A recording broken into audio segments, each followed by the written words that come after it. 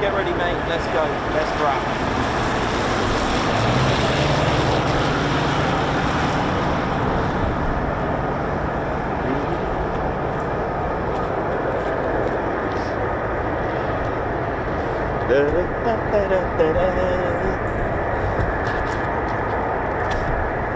Oh, this is going to be a challenge today. Here we go. Good old Ted Coningsby in the rain. Yep, proper. Ted and I are going to get absolutely trashed out here. It's going to be welcome. It's getting there. It's clearing a little bit. It is clearing a little bit. Welcome to the Ted Coningsby channel. Ted and I riding live here at your favourite, one of your favourite bases to put smiles on your faces. It's the one and only RAF Lakenheath, and it's absolutely dreadful. So we're going to be doing, Ted, you're right to do the windscreens, mate, yeah?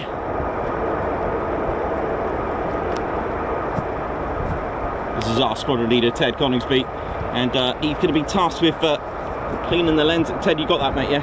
Yeah, nice. Good job, Ted, good job. Yep, happy with that? Don't forget this, mate. Nice one, good Ted, good Ted. You got it? Oh, no, Ted, don't just... Don't. Right.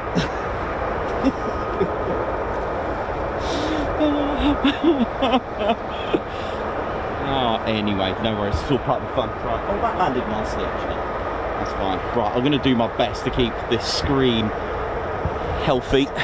It's going to be a challenge, but hey, it's fine. It's just water, right? I'm not sure if the camera agrees with that, but there we go. It's... Tell you what, it's that... Oh, wow, that screen looks really good, Ted. How about now? There you go. Oh, nice. Right, we're good. We're good. Here we go.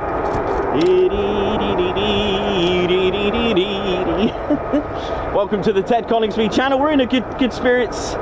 We're in a good cheer. Have no fear. The TCS are here at your favourite base, or one of your favourite bases. Welcome to a very wet RAF Lakenheath, and we're still going. Now I can hear F-15s as well.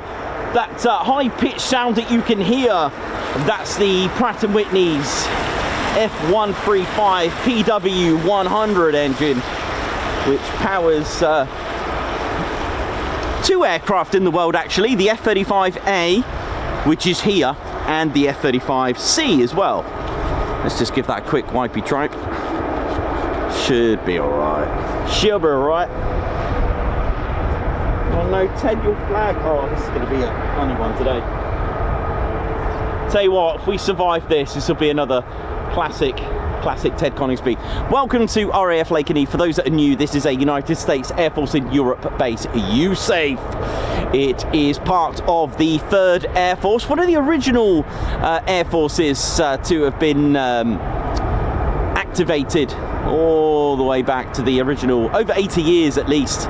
And the 3rd Air Force, under that, we've got here the 48th Fighter Wing. Now, the flying component of the 48th Fighter Wing is the 48th Operations Group. That's the flying component. But when we speak of the 48th Fighter Wing, we like to say to hello and an oi oi to all those that are part of the wing in any role that they may serve. And RAF Lakenheath has something unique about the wing itself. The 48th Fighter Wing is the only wing with not only a number, the 48th, but also a name. And that was all down to moving at Chaumont Air Base. That's right, in 1952 in France, because they were very close to the region near Paris of the workshop of the very man who designed and made the Statue of Liberty. That's right, Bartholdi. So it was only right to serve that as a legacy and to immortalize the 48th that moved to France at Chaumont, the fighter bomb wing. Oh yeah. And they made a 3-meter version, a 3-meter replica of the Statue of Liberty and had it outside. And I believe there is a replica here as well. As far as I know, that original 3-meter replica is still at Chaumont Air Base today, or whatever's left of Chaumont as well. The 48 fighter wing actually left in 1960 and came here on the 15th of January 1960 with their F-100D Super Sabres. But why is it called RAF Lakenheath? Well, the history is the fact that it was built and served as a Royal Air Force station with squadrons and units. So the first operational unit was actually number 20 operational training unit that arrived here in 1941. Number 20 operational training unit were training airmen and crew on the Vickers Wellington bomber. They actually moved quite far away from RAF Lossiemouth. Over the road, about 5.5 miles the way the backwards crow flies, is of course RAF Mildenhall, and RAF Mildenhall was once again of course a Royal Air Force base which actually opened way before RAF Lakenheath. It opened in 1934, that were operating Hayfords and eventually the Wellington bomber. But 5.5 miles the way the backwards crow flies to my right, in 1936 to 37, another airfield was built under the name of Royal Air Force Feltwell. They were also operating the Wellington, but just before that they were also operating the Handley Page Harrow. Now, when you've got an operational training unit here that actually trains the airmen on a particular aircraft that you've got nearby, this worked absolutely very well. Eventually 149 Squadron were also here flying the Wellington, and eventually 199 as well, which both served flying the short Stirling bomber. This served right up until the closure of the base, so right after the war, 1946 to 47, the base closed to make room for a new bomber. This was in fact a B-29, which would also serve and change roles because RAF Lakenheath became a United States Air Force base, and that was from 1948 with the B-29. In fact, it was the 7504th base completion unit that was the first to step here, but as the base formed into the Strategic Air Command role, the second bomb wing came here with the B-29s, the 307th bomb wing as well. Bombardment group, sorry, beg your pardon, the second bombardment group came here. What I'm saying is we're looking at aircraft such as the B-29, the of course the B-47 Stratojets as well were serving here. Right, anyway, so let's go forward a good nearly 80 years. Let's go forward to 2025. Today we've got 4 combat ready squadrons. We'll start off with the 492nd. Guns up, Mad Hatters, guns up, bowlers, what up? They fly the F-15E Strike Eagle. Next up, the 493rd Fighter Squadron, the Grim Reapers. They fly the F-35A. Fear the Reaper. 494th, the Panthers Bleed Red. They fly the F-15E Strike Eagle. And last but not least, the 495th Fighter Squadron. They fly this, the F-35A. Let's ride. Yes, Nick. Hey, you might be able to catch a few then. Oh, that's good, man. Yeah, man.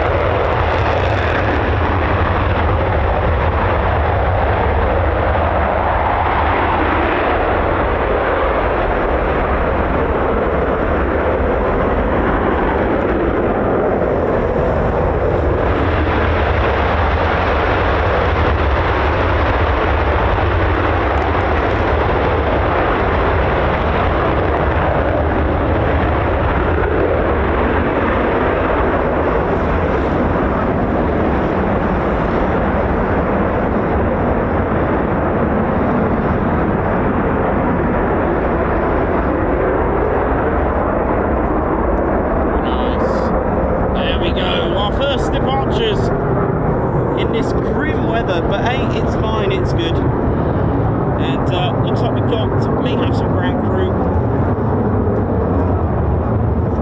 I'll tell you what, I can hear more F-35s as well, so that's good.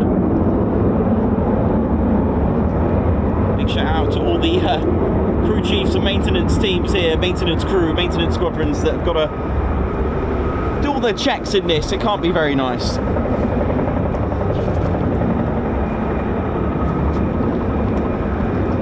Sounds like Reggie doing some DIY.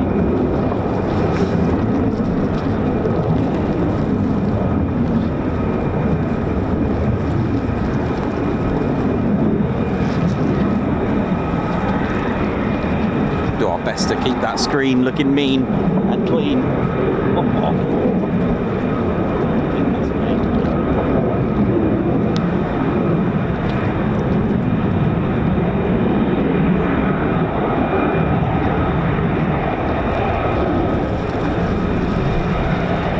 Thank you very much, ladies, gents, teddy bears, for tuning in on this grim day. For those that didn't make the journey today, it's one of those things, isn't it, where are you going to do it, are you not? But for those that really, really don't like the rain, you're tuned into the driest place, wherever you're watching. Unless you're watching it from a boat. But, well, actually, it feels like I'm out at sea at this rate. Welcome, ladies, gents, teddy bears, and thanks again. Don't forget to do the Ted Coningsby checklist, please, to support the channel. First thing you can do to help the channel is to smash that like button. So you've been cleared to touch and go on the like button as well. Thank you for that. It really does help when all of you who are already subscribed tune in and smash that like button. Then YouTube will probably think that, you know, it's good for other viewers as well. So do so. And of course, don't forget to subscribe to the channel as well if you haven't done so. We are climbing high. We're so close to 81k now.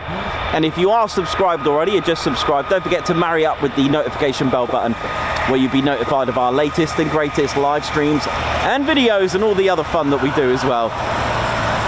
Visit tedconingsby.co.uk as well for your official Ted Coningsby merchandise. And yes, there is a new baseball hat coming out, ready for air shows. In fact, it should be out in about 5 weeks, and you will be excited about this one. Not that baseball hats are required right now. In fact, everyone's wearing a beanie hat. So, for that, Ted Coningsby will bring out a beanie hat, hopefully in 2026 January, all right, or just before.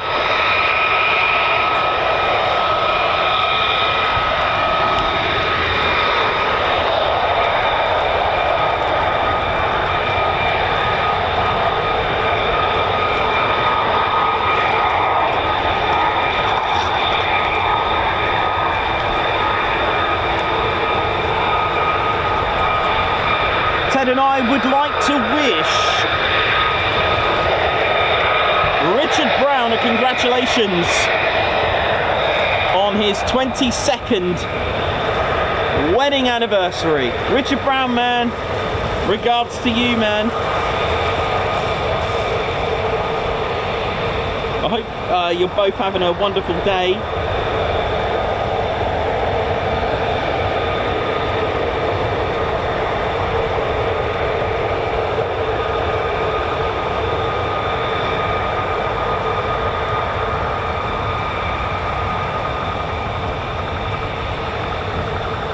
So Richard Brown and Julie Brown, congratulations on 22 years of marriage. Well done, and lovely to send you that from Ted and I and the Claire Bear.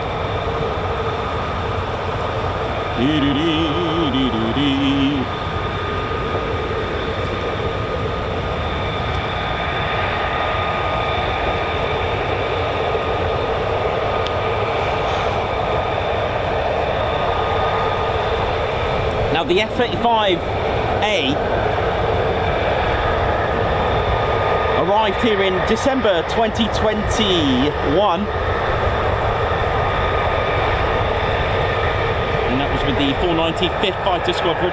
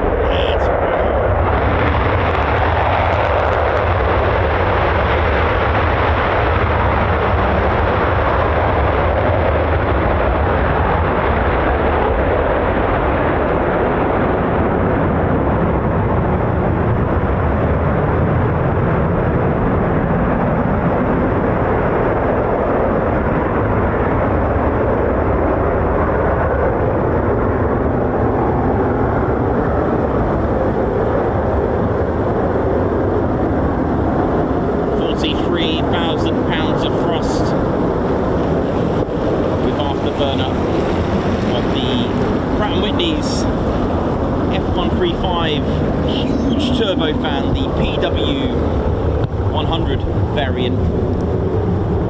That's featured on two of that's applicated on two, the F35A and the F35C. The F35B, the larger engine of the two actually, the larger engine of the applications is the PW600. That's the F135 PW600, which is featured on the F35B because of the extra additions to it from Rolls-Royce with the lift system, the lift fan itself, the shaft, and the whole free BSM, free bearing swivel module, all that kind of good stuff makes it huge. Very, very huge. How are we doing? Hope we're all feeling good. So, considering it's a very abysmal day today, we're lucky that we've got that today. So that's kind of nice. Thanks a lot, Lakeney, for sending them in the rain. But it's always blue skies above these clouds, you know. That's one thing. But I can tell you that I can probably going to predict, not a riot, but I can predict F15s, I think. I've got a funny feeling. Let's get this screen cleared a little bit. Cool, it's going to be one of those days today. But no worries, we're here. I'm able to bring you our last show of the week, because it's always good times coming here. I've been chatting to a lot of friends here today, and it does really have an impact. Battle Dev, where's Battle Dev? How is he doing? Who's at school today? And what I'm saying is the fact that it does make you feel so good. You know, no matter what you're going through, if you're going through rough times, which we all do, is to come here to Lakenheath, Coningsby, anywhere with a nice viewing area, chill out and just enjoy the noise. And it's just one of those things that just immediately puts a smile on your face. It does make you feel good. The vibrations, probably something to do with the vibrations, probably make you feel good as well. You know, the sound, the roar, you know, the flying pilot skills that they do, and it's just so satisfying. We're just here to enjoy takeoff and landing circuits and everything else that comes along, no matter what the weather. But you do need some skills, you need patience, unfortunately. You know, arrived here at 7 AM this morning, and you know, you've got to wait, you've got to be able and be prepared to wait. But like I've always said, because of course low flying areas as well, they really push you to the limits. And the thing is, once you see what you want to see, or just see something, all that waiting kind of goes, all that, you know, whatever you endured. Anyway, look, at the end of the day, we're here and we're having a good time, so let's ride. How's all our regulars? How are we all doing? A very good morning, good afternoon, and good evening, wherever you're watching from in the world. Just got to make sure it doesn't go... just got to have a constant look at the screen so it doesn't go too emotional on the screens there now.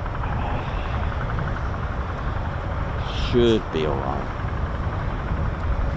I've got all the covers that I need. It's just trying to get the spray off the screen. It is a losing battle, but only a temporary defeat. So just enjoy and have a good time. What are you up to this weekend, everyone? What are you all doing? Are you excited about next week? What is going on next week? Well, next week we are hoping to see Flight Lieutenant Nath Scheuer take to the skies for his first practice display over Coningsby. So we'll hope to catch it. It's at random. There may be no TAMs, but it could happen at any time. You've just got to turn up, hope for the best. The weather does get the final say. So, of course, the channel will be following his... I was going to say his work up to display height, but it's kind of like a work down, isn't it? In as we watch that hard deck get lower and lower and lower. Okay.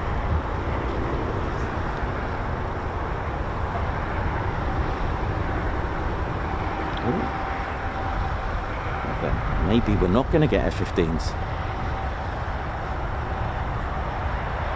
Maybe that was it.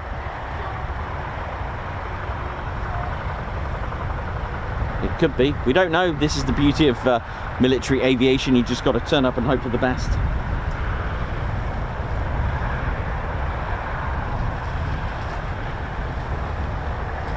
Thanks everyone. Babzar, Margot Baxter, how you all doing? Hope you're good. Airborne Womble, Julie Beard, Christine Barnes, Daniel Walker, Jenny B, Summer Watchorn, White Wizard, what up? EP65, Mark Moody, Dave Johnson, Aryan, Remco de Bray, Yinaris. Thank you so much everyone who supports the channel. Thank you. Right, now, what have I got to tell you for next week? Yes, so we've got that next week, and we'll be planning, so we'll start to have a lot more Coningsby streams through the year now, because it's, you know, and of course Waddington with the Red Arrows. The Red Arrows were magnificent, and I'll be honest with you, I for one have been a little bit experimental with some of my stances. You may have noticed a little bit of different detail, or at least a different style of the reds that I covered the other day. That was on the Wednesday, and I really went for it. Was it Wednesday or was it Tuesday? Actually, I can't remember, but I had a different approach to that. No, Tuesday was Waka Waka, wasn't it? Yeah, so it was Wednesday, yeah, I was right. And I was trying to experiment a different position where I can probably see if I can hold off a fast jet very close, and yeah, there was some really good, I felt, you know, very happy personally. You know how it is when you're doing photography or videography, you want to achieve something, so there's always a stance that you could do, and you never know, through the years, you know, through the Ted Coningsby future, I may be bringing out some like hints and tip videos or something, or bring it out just for members, I don't know, but I will be working on Lost Airfields now that I've got myself a drone, so I can do my own aerial footage of the Lost Airfields episodes now. I'm going to give it a go. I hope I can fly the thing, but no, I should be alright. But yeah, it's not looking good for a lot here today, I'm afraid. Unfortunately, that could be it for the day. You know, I've got a funny feeling there's no ground crew at the F-15s, so that could be it. Oh well, so be it. We got to see F-35s, we got to see them, and they were nice, weren't they? We really enjoyed that, so sorry about the constant cleaning, but the mist is just going straight onto the camera there. But you never know, expect the unexpected. Like I said, it could be a very short... Oh, what's going on here? Hang on a minute, we've got ground crew coming out, maybe they're doing the FOD checks.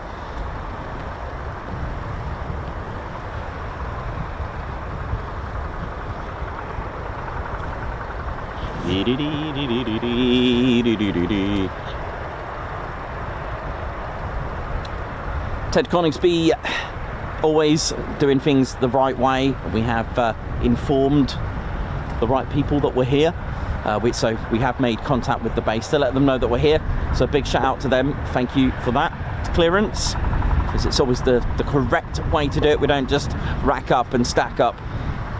It's the wrong thing to do.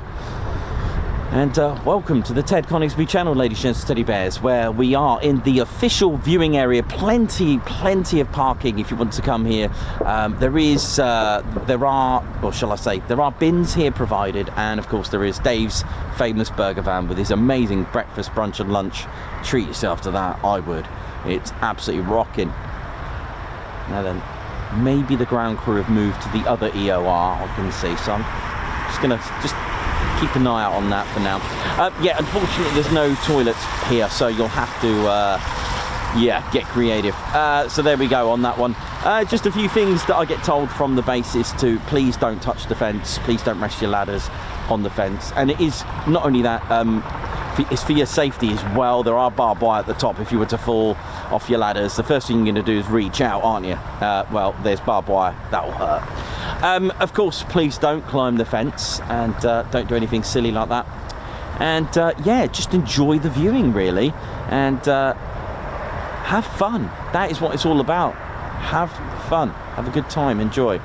Now I'm wondering if we're going to get F-15s now. I can see the ground crew at the other EOR, which is kind of cool. But we shall see. We need some startups. But yep, that's right. So yeah, official viewing area. There's plenty. Actually, should I do a little count how many cars you could probably fit? 1, 2, 3, 4, 5, 6, 7, 8, 9, 10, 32 cars, roughly, I think. We've got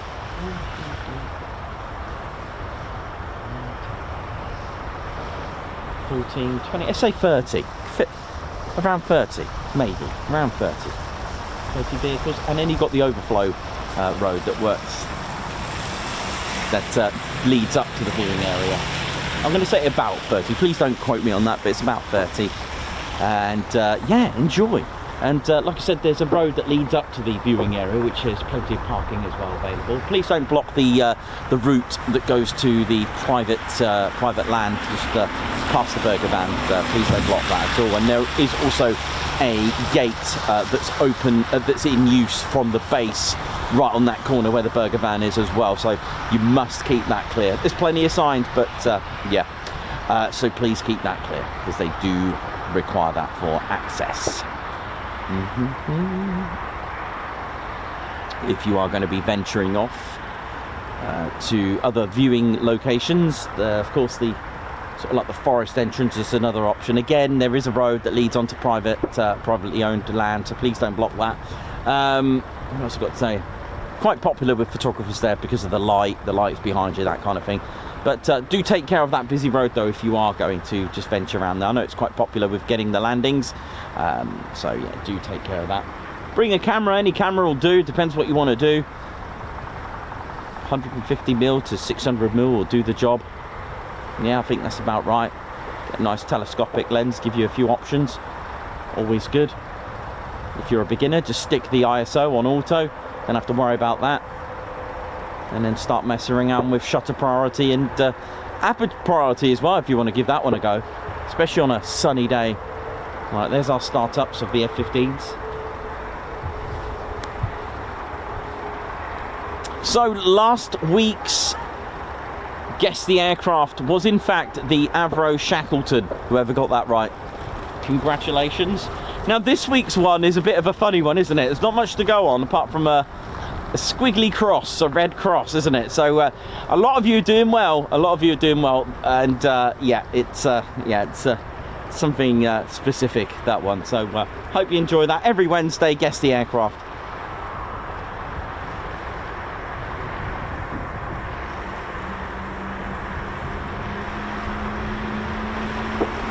Listen to this. We may get F-15s.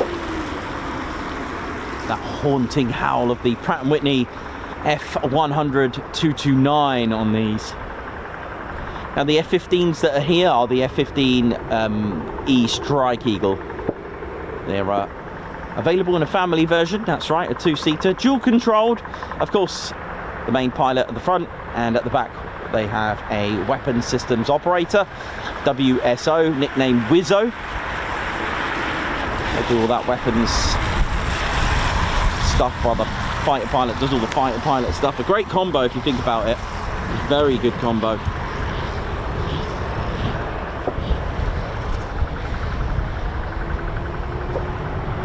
There you go, that's so you'll need 2 of those howls per aircraft because the F-15E Strike Eagle has 2 engines.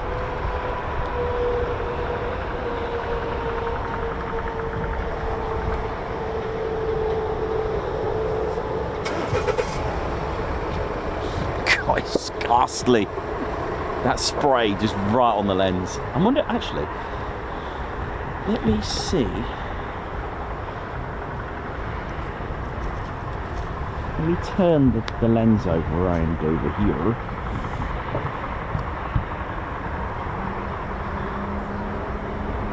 Let's have it on the Warrior Walk for a little bit, or listen to this. Good, isn't it, eh?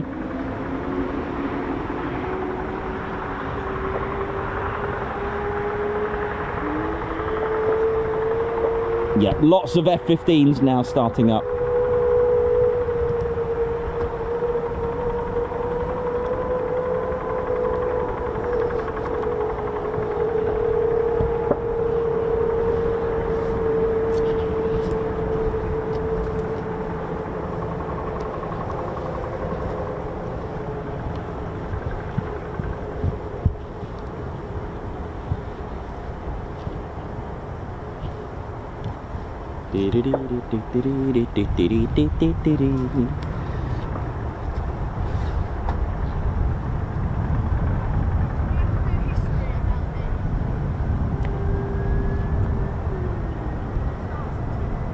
Yeah, lots of startups now. So the F-15, a twin-engine, high-performance, all-weather air superiority fighter, given that that statement, that motto, ready to own the skies, its legacy. First flown in July 1972. The Eagle entered the United States Air Force inventory. That was in November 1974. But the first flight of the F-15B, because they did have a two-seater. So the first F-15A, like we mentioned, took for the flight, first flight in 1972, and it was formerly known as the TF-15A, but that changed to the F-15B, the two-seater. And that first flight was made in 1973. The first Eagle F-15B, that was delivered in November 1974, but like we mentioned, it wasn't until January 1976 that the first Eagle destined for a combat squadron was delivered. The F-15C and Ds then, the single-seater F-15C and the two-seater F-15D models, they entered the service in the Air Force infantry in the beginning of 1979. There were F-15C and Ds here flown by the 493rd Fighter Squadron, the Grim Reapers, who have an extremely amazing, proud legacy here. They're one of the squadrons that have flown around 20 types of aircraft when the 48th Fighter Group, during their lead up to World War II and after World War II and during World War II, sorry, they took upon having some excellent array of victories, earning them distinguished unit citations for their and other awards as well for flying and their work over occupied Europe and in Belgium and France. Spent a lot of time out there, and they earned a legacy with the P-47D Thunderbolt as well. An amazing history. Amazing. When the weather gets a little bit better, I can go into a bit more detail with you. That would be quite nice, wouldn't it? The Eagle legacy of RAF Lakenheath started around on the time when the F-111 Aardvark was being retired.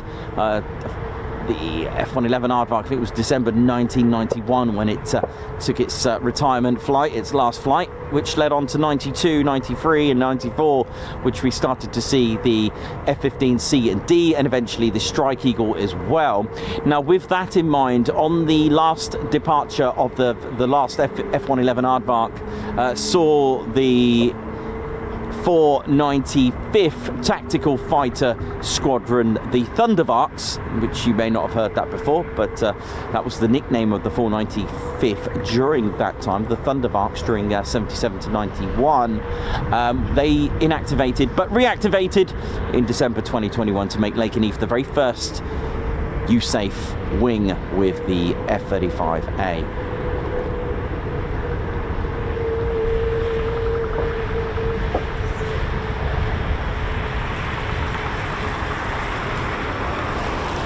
Welcome to the Ted Coningsby channel.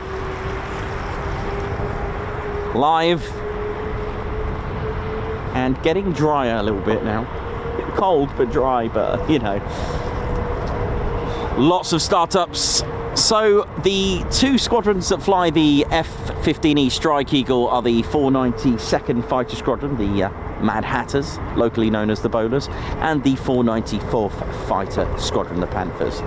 Now, you may hear through history as the Tactical Fighter Squadron, and that was all when they began their legacy out in France at Chaumont Air Base. When they did so, started the 48th with just the three squadrons, 492nd, 493rd and 494th, just the three squadrons were operating, and they were reactivated in the Chaumont Air Base in France with the F-84s, the F-86, and then eventually the F-100D Super Sabre. So they had a bit of a name change in 56. The wing became a tactical fighter wing, and usually when a wing gets a title, the squadrons follow. So what that means is they were the 48th Tactical Fighter Wing, which means the squadrons are the Tactical Fighter Squadron, so the 492nd Tactical Fighter Squadron, for example.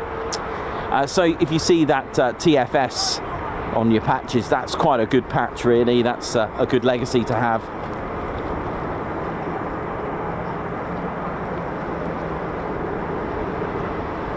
If you ever see the patches with FGS, Fighter Generation Squadron, that was all to do with the arrival of the F-35. You see, here at Lakenheath, before the arrival of the F-35A, there was the 748th Maintenance Squadrons and the maintenance crew of the 748th, and that was all the ground crew working on solely the F-15 models C, D and E. But the problem is, with the arrival of a very new aircraft, a very sophisticated 5th generation stealth fighter, they had to do a reorg, as I call it. So they created what's called Fighter Generation Squadrons, a bit similar to the Reds and the Circus. What that means is that each squadron now have their own, each ground crew have their own squadron now. So as in, the 492nd Fighter Generation Squadron are part of the 492nd. So each squadron have their own maintenance squadrons now. It wasn't like one maintenance squadron to fix all F-15s,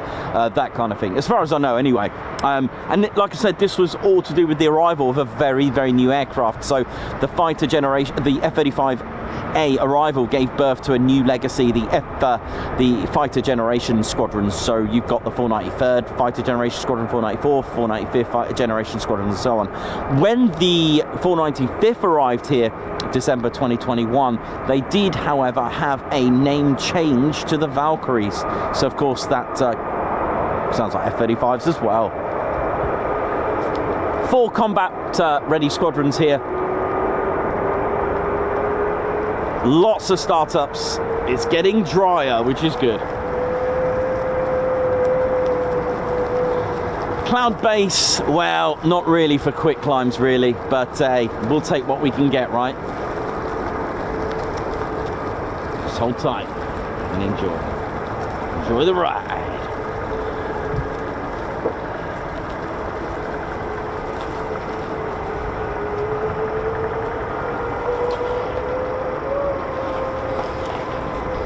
Hope you're all good and hope you're well, wherever you're watching from in the world. I hope you enjoyed Coningsby stream.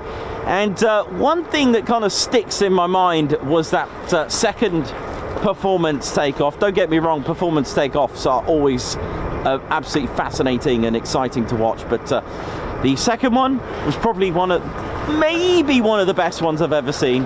It was up there, definitely. I did get a chance to revise it yesterday, but it was certainly up there as one of the best performance takeoffs we'd seen, or at least we haven't seen in a very long time. So for those who don't know what I'm talking about, PTO, performance takeoff from the Typhoon yesterday was just magnificent. Who enjoyed that?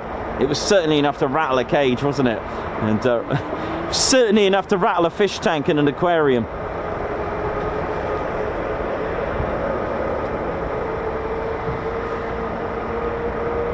Still lots of startups, that's what we like. So brace yourselves for a very, very busy afternoon.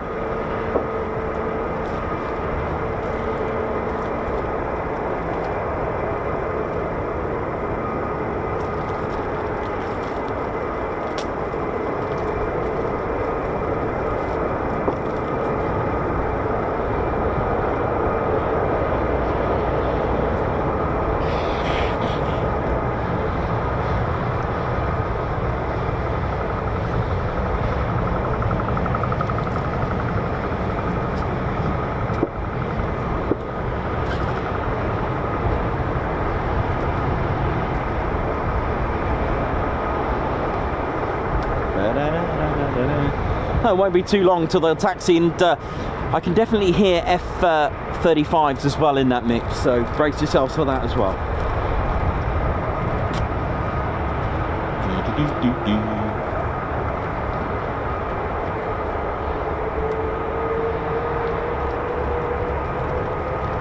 So the F-15s the way it works with their final checks, their pre-departure checks, they do here, this is specific to the 48th, is that they'll do post-taxi checks. It's not like at Coningsby, just to give a good example, where you'll see all the pre-departure checks done, you know, there and then on the main ASP. Here they'll start them up, taxi them to what's called an EOR. There are two.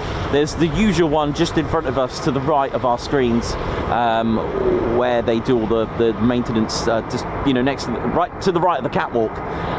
They're called EOR, and there's one just to our right here where the Warrior Walk is as well, which I'll eventually get you on the screen, because I think that's where they're going to be operating.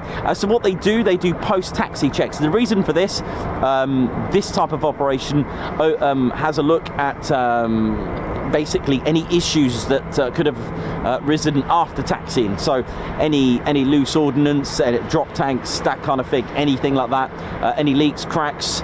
Are the actuating system, are they working fine with the nozzles? Are they responding?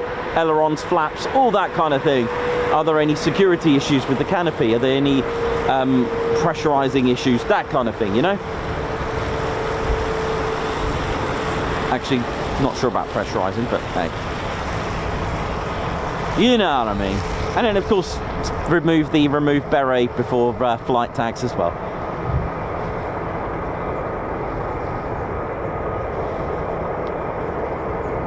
Daniel Walker, Davey, how you doing? Johnny B, Alex Blackcat, Mark Moody, White Wizard, what up, Davey? How's it going? Hope we're all good. Just had a quick glimpse of the screen. Nice to see you all here. Oh, listen to all those sounds. Sounding nice, right?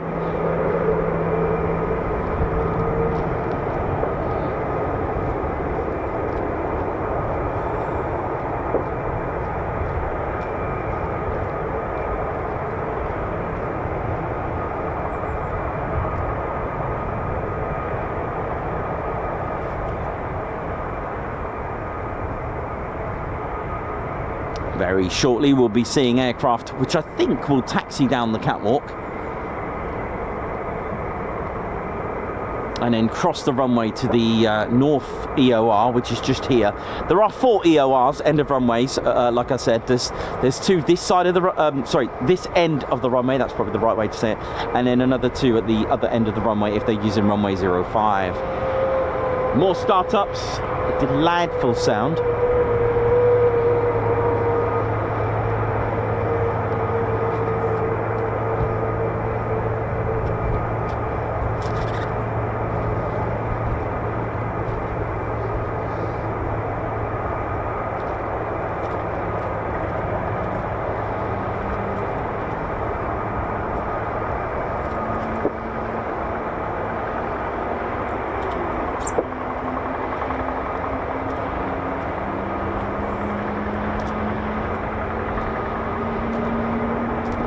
Sun's just trying to break through as well, which is quite nice.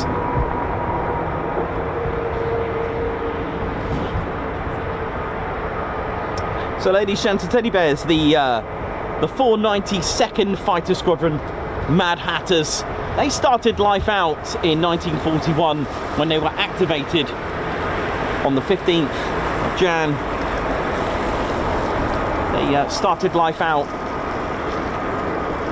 as the 55th, that's right, Bombardment Squadron Light. I know, 55th.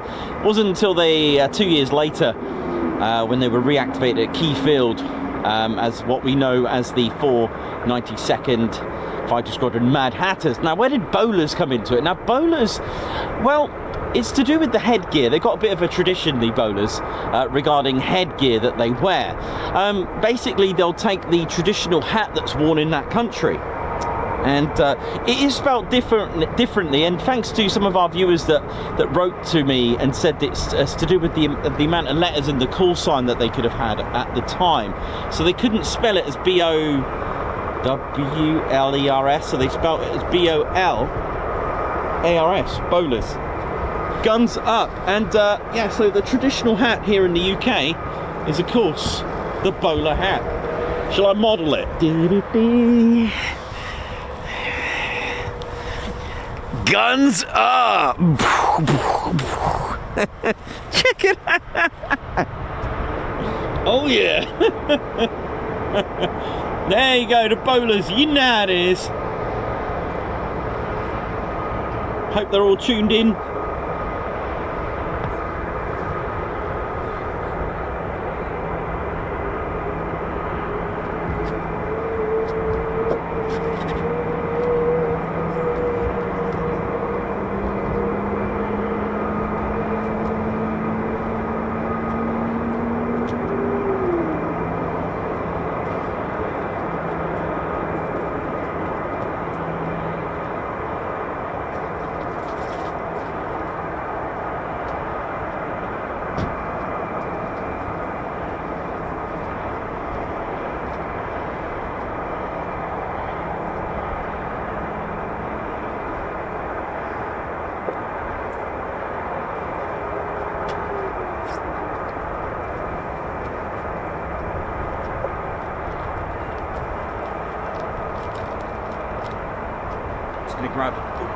Grab a quick cup of tea while we're waiting.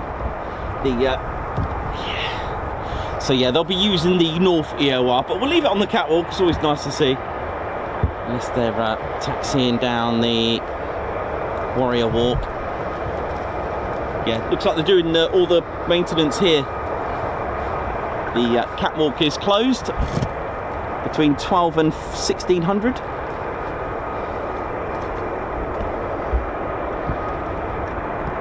Well, while we wait, I'll just go and grab a quick cup of tea.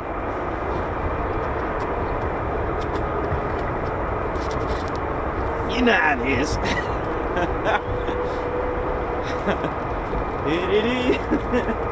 Oh, dear. It's the altitude up there. It's like, woo.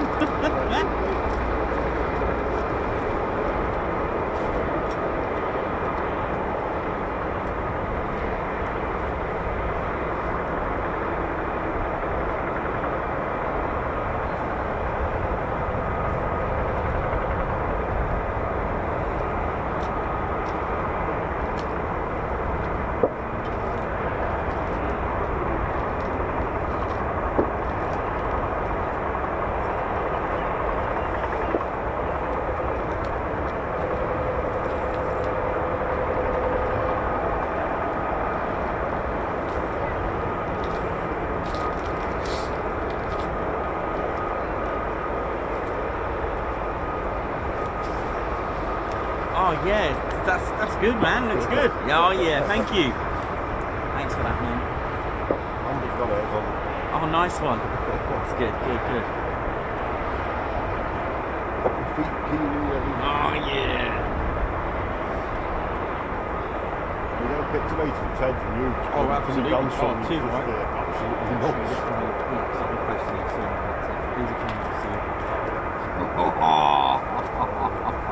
Oh yeah. I don't know when I'll get back down. Yeah. Walking, I don't know you game. It's always good back in the soup. Yeah. Just wait till it's warmer as well, isn't it? It's a lot more. Oh, that's good. Okay, fair enough. That's cool.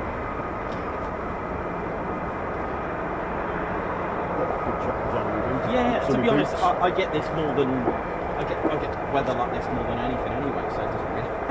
This is standard weather. That's right through the windows. Sorry, mate. That's right through the windows.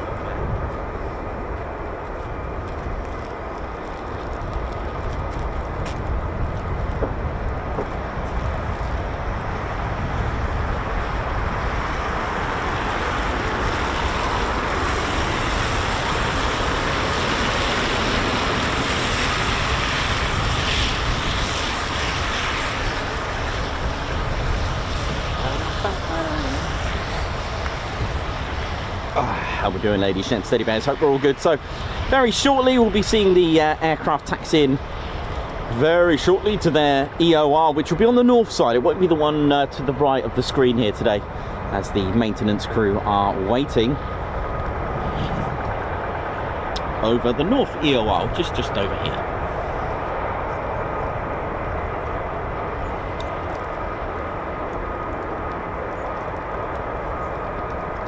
Just wait for the aircraft to taxi. I think they'll be taxiing down the Warrior Walk, is my guess.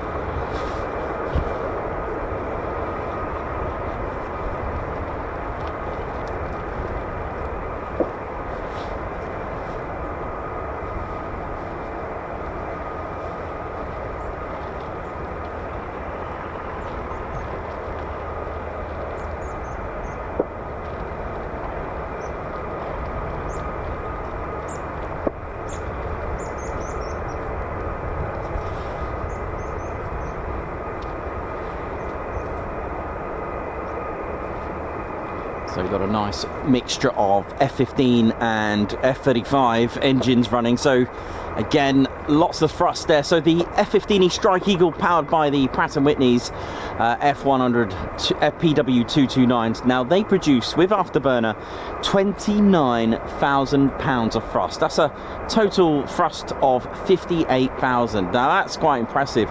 Max speed of Mach 2.5, and hence the very tall stabilizers, the twin stabilizers, just to try to keep the aircraft stable at those kind of speeds.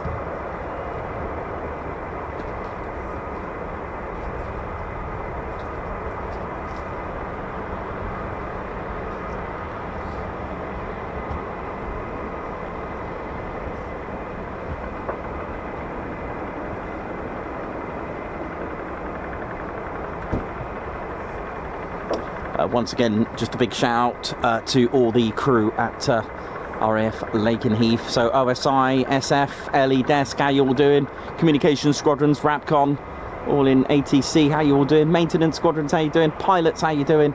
The RAF Lakenheath Fire Department. 48th Medical, blood donors, how you all doing? A very important role, bless them. No windows there, this is their only way to see outside. Hope you're well, 48th Medical, what up? Making sure all the crew and all the airmen are fit and healthy. Again, a role that we kind of overlook, or at least don't even look at all. You've got to remember the 48th Medical, they take care of doing all the bloods, just making sure that they're all good, fit and healthy to be able to operate an aircraft. If you think of the responsibilities involved in flying a fighter jet, then you've got to make sure that the person flying that aircraft is tip top.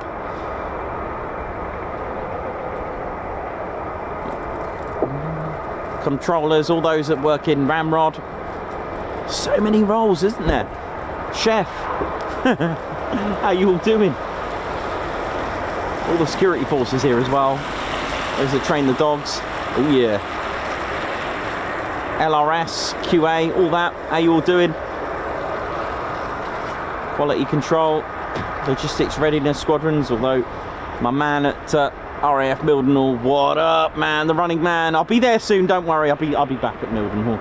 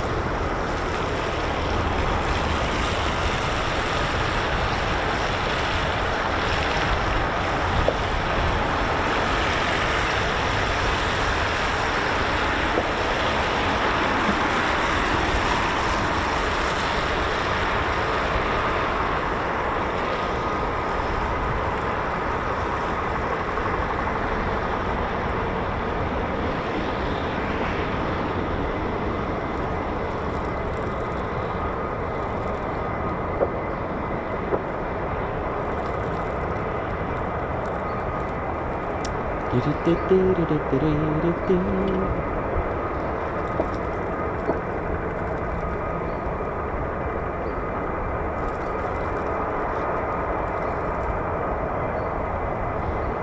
as we wait for the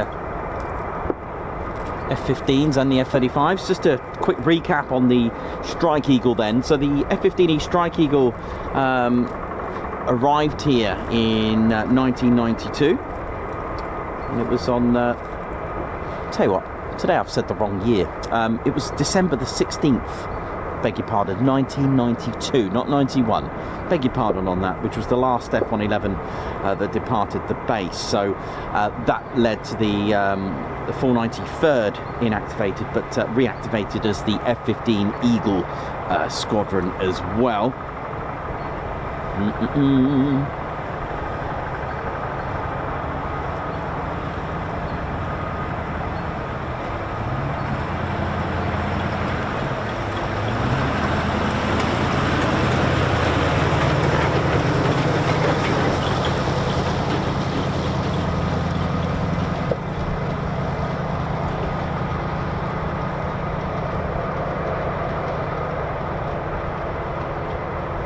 Let's not forget the munition squadrons as well. Dental squadron, how are we all doing? Part of the 48th Medical. Got to have good teeth, right? Civil engineer squadrons, the mission support group, 48th Fighter Wing staff agencies as well. Try my best to get everyone together and involved in your one and only Ted Coningsby channel.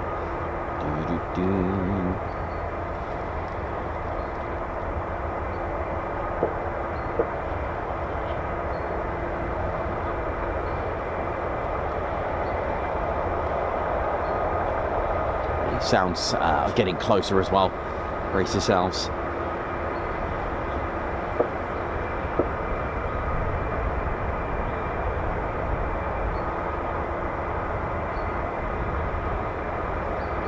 You know, it's typical, isn't it?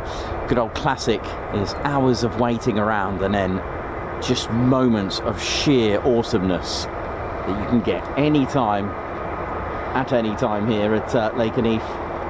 And once again, for those that are quite new, this is a, although it's got the title Royal Air Force Lakenheath, it is in fact a United States Air Force in Europe base, along with RAF Mildenhall and Feltwell as well, just behind us, part of the 48th Intel. And it is, again, part of the 48th and of course the 3rd Air Force.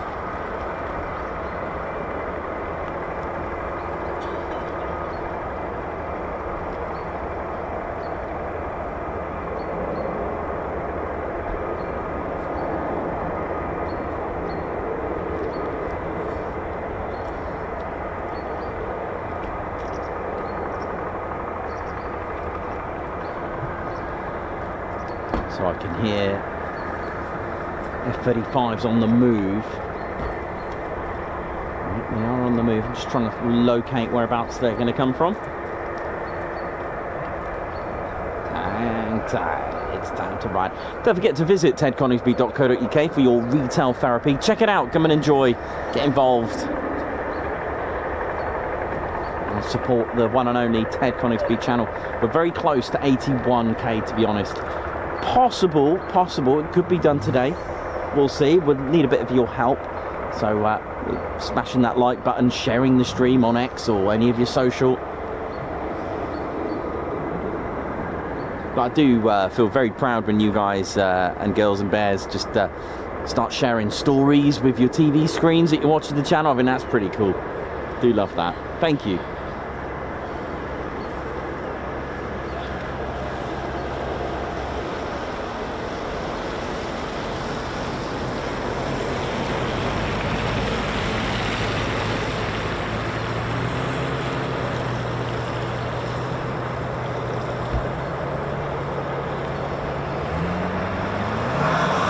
Oh yeah, ride it, right.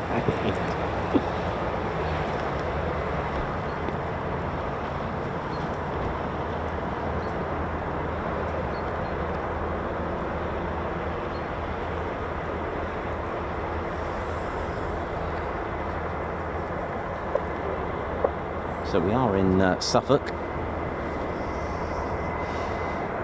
Just trying to have a little think. Just trying to think when. Yeah, that's it. So I'm just thinking aloud in my brain here at the minute.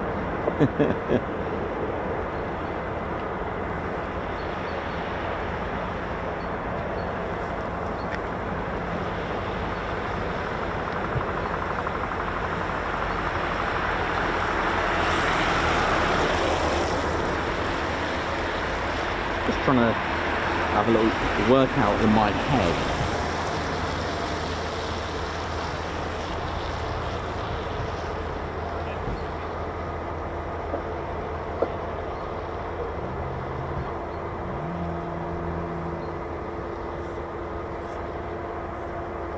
Yeah, so that'll be... So I was just trying to work out the transition of RAF Lakenheath when it sort of finished its bomber role. So 1941 up until the closure 1946, and then you had the second bombardment group in 48 when the US Air Force were hosting the base, and they still do today. I think it was right up until 1960 when Lakenheath arrived here with their F-100 Super Sabre. Okay, so about 27, 28 years. Because you know what?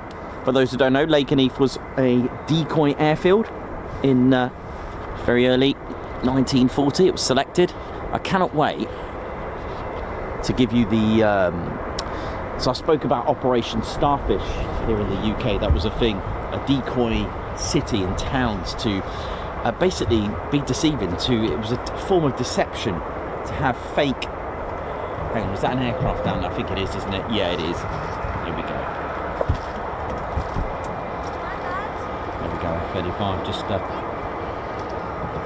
yeah, so they there was all sorts of, because Lakenheath was a decoy airfield at first. It was selected to have a fake hangars, fake aircraft. In fact, Eriswell provided, the village of Eriswell provided the plywood to create the fake Wellington bombers, and you would have had an airman working in a bunker and operating the lights, and it was basically a mock runway or a mock aerodrome. And the point of it was to deter, or at least to deter enemy attacks to the real airfields, such as Mildenhall, for example. So this was a decoy. It was like, yeah, please bomb us. I mean, can you imagine that? You're going into work, you're an officer and you're operating a decoy airfield, and your role is to try and get bombed every night. That's quite something. That's you know, if that's not an incentive to get to work, then I don't know what is. But so there were two types of decoy airfields. There was K and a Q. K site for the daytime operations and Q site for the nighttime operations. So very different work, which would require a bit of work as well from the villages surrounding, or towns as well, even surrounding any of the base being a decoy airfield, because of course they would need to turn their lights off as well if it was a Q site. Now, I mentioned Operation Starfish. What was that? Operation Starfish was a code name given to decoy towns and cities. You would have had some around London to protect it from trying to get bombed and make them deter it, make it think. There was also controlled explosions at actual bases to, if they were getting a bit close, they would actually start having controlled detonations to make them think that yep, you've got us now, thank you, goodbye, that kind of thing. So Operation Starfish actually had a Hollywood film crew to have all these cables and special lighting equipment to actually even effects to make it look like Temple Meads, for example, like a railway train station, pretend train tracks, and if it was supposed to be Bristol, for example, if they were going to have a fake Bristol. And I'm fortunate enough to let you know, or fortunate enough for myself to be able to go and find and locate a decoy town, a starfish town that I've got or city for you. I will be getting there in October. I can't wait to get you footage of that.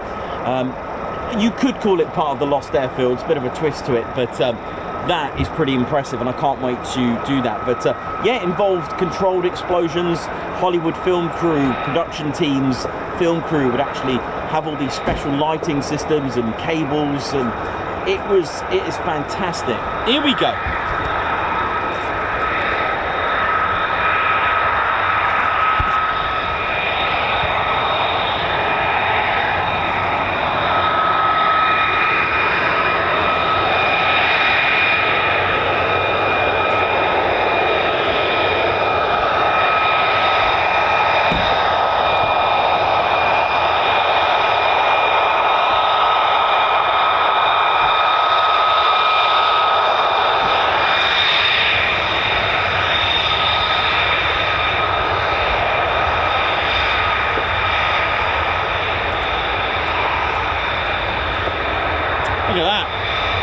Cornelius. WA tailcode. Nice.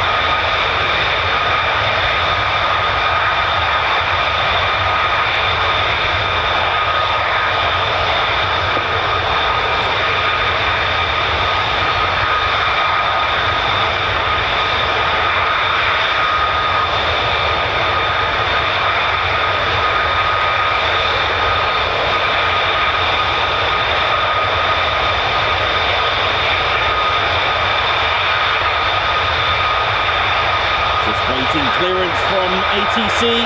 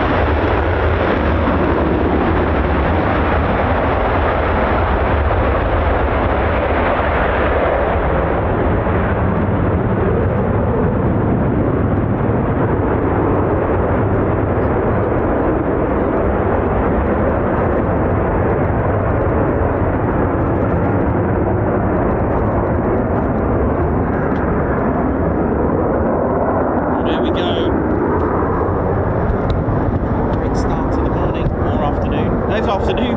Oh, it feels like early morning. Well, it could be morning where you are.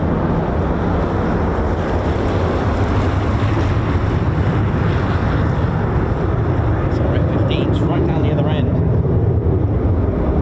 And yeah, if you're wondering why they're not doing quick climbs, well, you probably would have seen that the cloud is quite low, the cloud base. So I've always said it has the final say.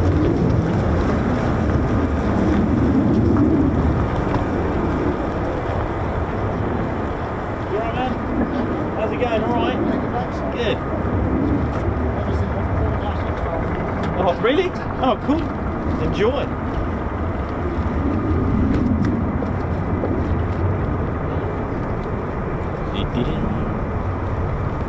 Plenty more to come out. I can hear more F-35s, and you can see in the right in the distance there, F-15s.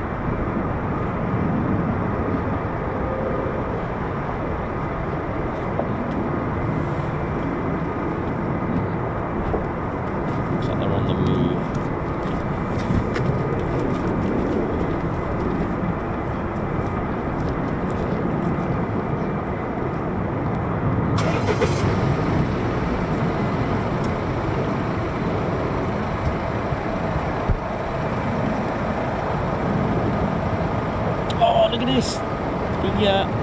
There they are. They've been changed. Been waiting ages for this, and here we are. The runway numbers on the markers have changed next to the taxi. There we go onto the taxi holding points. Nice. These sort of things excite me, you know. I do like that kind of thing. Of course, last year runway numbers have changed at Lakenheath. 205 and 23. They were 06 and 24.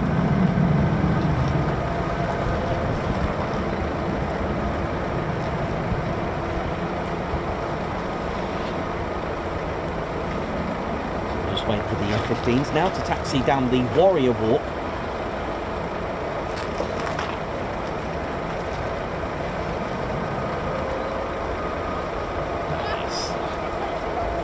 Thanks a lot everyone who's tuned in, giving the support. Welcome to the Ted Coningsby channel.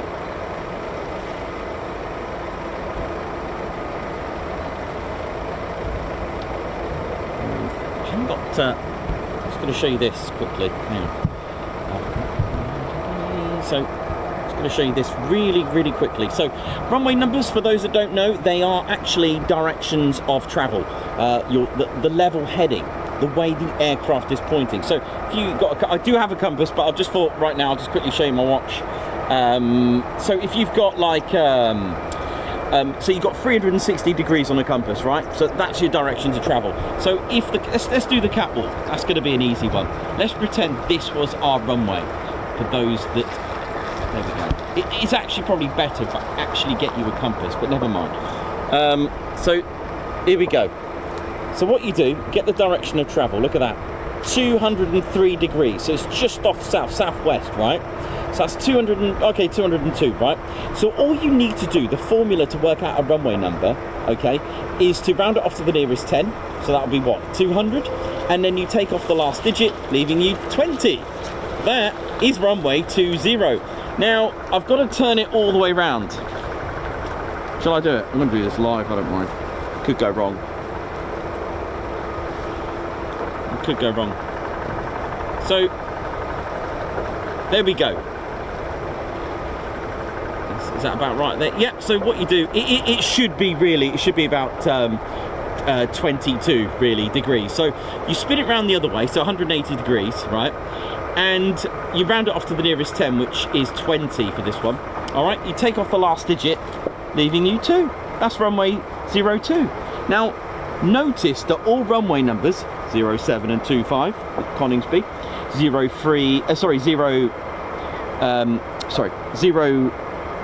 05 and 23 for Lakenheath, 28 and 10 for Mildenhall, for example. They have a difference of 18. Why? Because we've just flipped it over 180 degrees. That is how you get your runway numbers. Now, why don't they just call it runway 202? That kind of thing. Are they waiting for me? Why don't they just call it 202?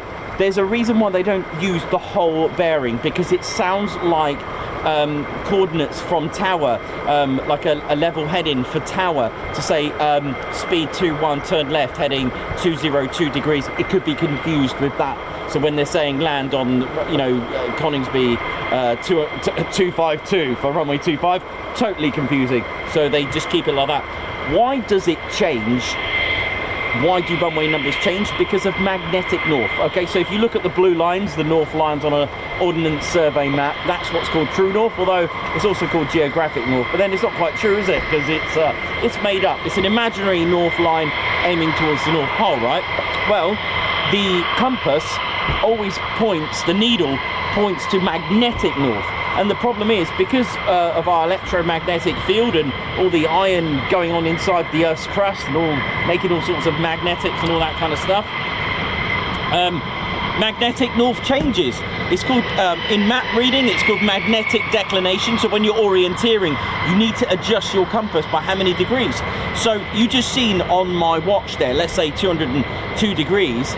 If it moved quite a lot, or dramatically, to let's say 210 degrees, then it will be runway 21, and obviously that will have a knock-on effect for the other end. That'll be runway 03 because of the 180 degrees. Hope that makes sense. There you go. Now, the problem is, wherever you are in the world, the more north you are, the worse it is. So let's take Canada. Canada are constantly changing their runway numbers, so to a point now where they just use true north. Why our compass is so important? Because they don't need a battery to run, and that's why I think all aircraft have a compass. Because if you have suddenly, because they all run on GPS, right? If you suddenly have an issue, all your displays have conked out, then you've still got a compass, and you can still use a level heading using a good old compass. There you go, thank you very much. It is a direction of travel. So we know now when they take off at runway 23, they're going 230 degrees or thereabouts, right? See? And if they're using runway 0, or even when they're turning far out, let's say by, I don't know, wherever they are, Thetford or something, you will know when they're about to turn on finals, they will be turning. You'll hear towers say turn left or right heading 230 degrees for runway 23.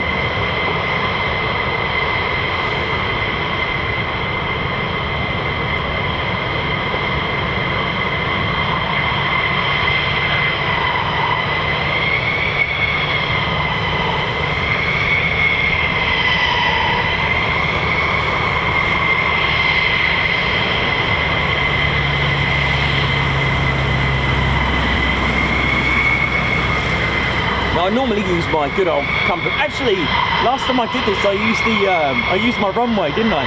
Hey, pocket runway.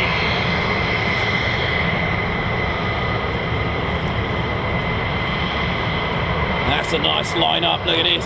Oh yeah.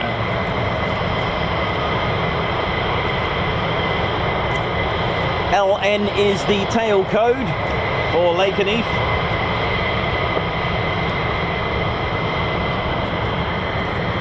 Now, interestingly, the colours that you can see, the tail flashes as it's called, they're red for the 494th and blue for the 492nd, but it wasn't always this way.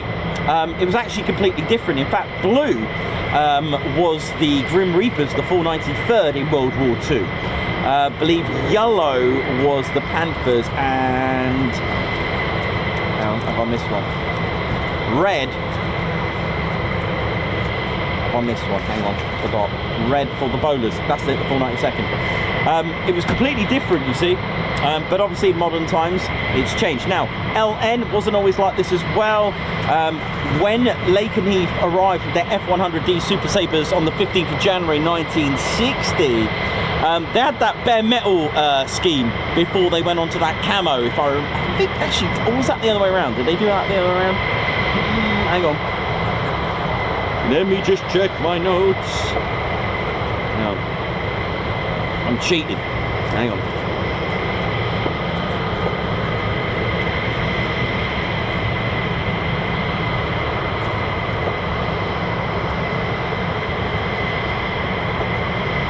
The bare metal. Do you know the one I mean? The bare metal finish with the bright squadron markings. Yes, I think they came here first and then they did the camo. That's it. Got it. So what they did, they had a tail code system where they had the letter L, and the second letter was actually representative of the squadron. So they had LR for the 492nd, LS for the 493rd, and LT for the 494th. And then they had the colour schemes as today's colour scheme, not the World War II colour schemes. So if you ever see the Heritage aircraft that they did, like the King, it was blue. That was a different squadron. It wasn't the bowlers. If you saw the red, sorry, if you saw the blue one, like I did, the King, that was for the 493rd, I believe. It was a bit different in World War II, but they've changed them obviously to here. Why is there no tail code in the Super Sabre for the 495th? That's because they were still inactive. In fact, they didn't arrive until till 1977. But anyway, that system got scrapped when the arrival of the Phantoms came for a very short period in 1971. No, they had LK, and then they changed it a year later to LN as we know today. Lots of aircraft in the history of some of these squadrons. Like I said, the 493rd were operating around 20 different aircraft during their history.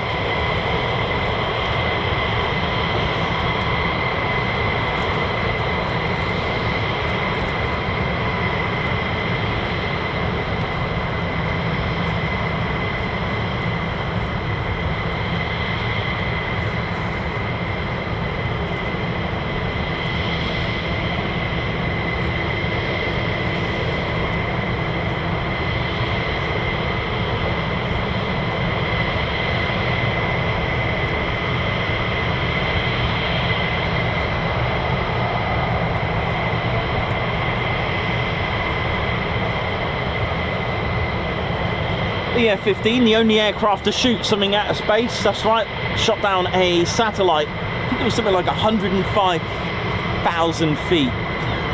Oh yeah, you know it is. That just needed "you know it is" written all over that one, didn't it? You know it is.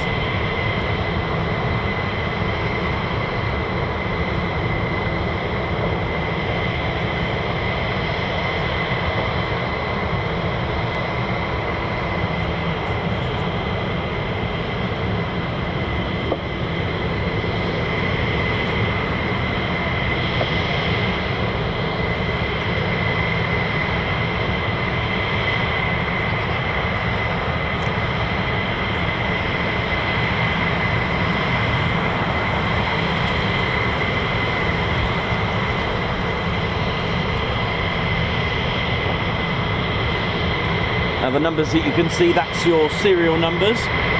So the big, huge, bold ones there, let's take 3004. That's part of the serial number. What you've got to look out for is the other digits, the smaller ones next to it. That is the fiscal year of the aircraft, when it was put into production. So this one was put into production in 2000. So that's the whole serial number, 003004. Ted's flown in tail 134, if you ever see that one. How you doing, man? All right? Oh, really? Oh, bless you. Oh, man, that's so kind of you.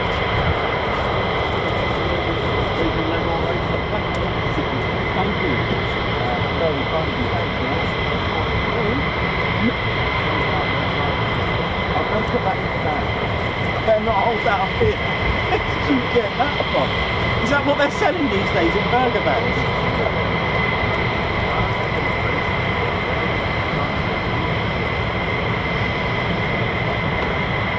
Thank you. That's amazing. Thanks, man. What, over there? Yeah, I just got one.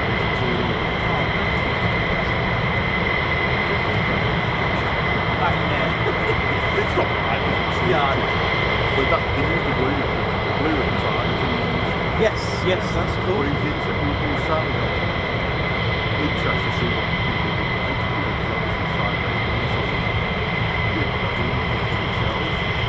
people do. Thank you very much. I might do it when I'm home.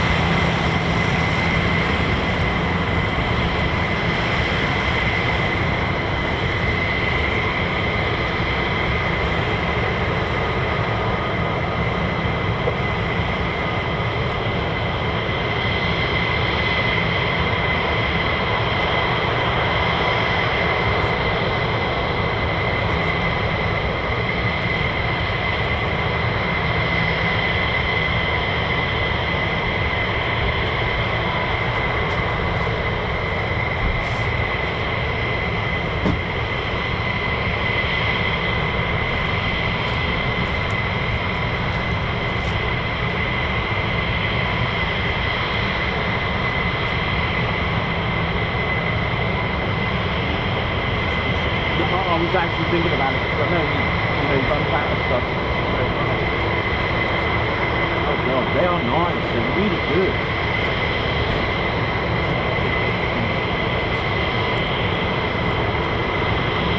Yeah, that's a good stab in the next down, man.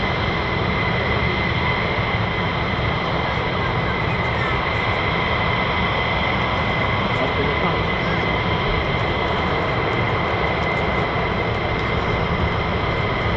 First arrival.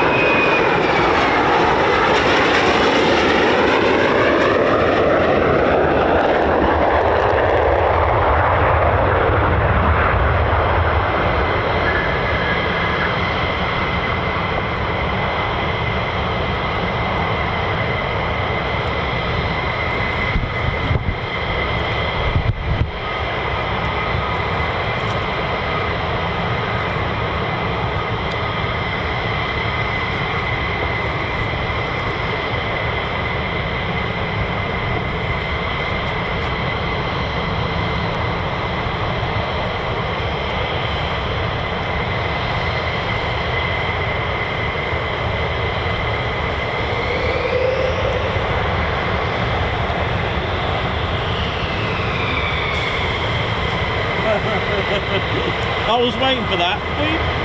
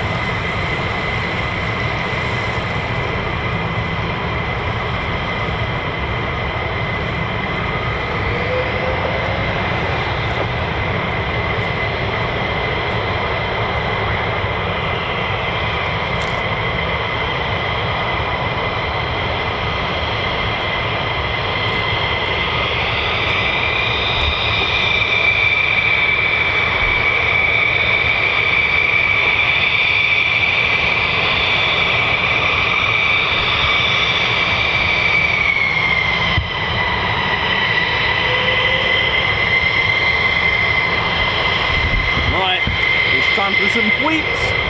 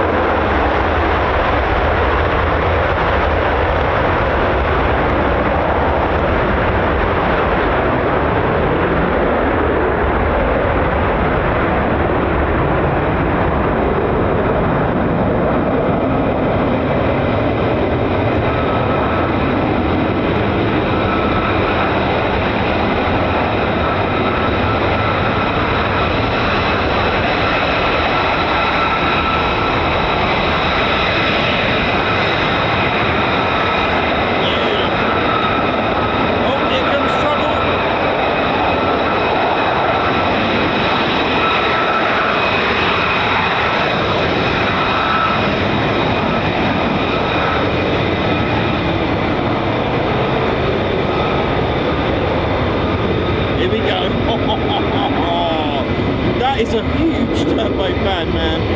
Oh, here we go.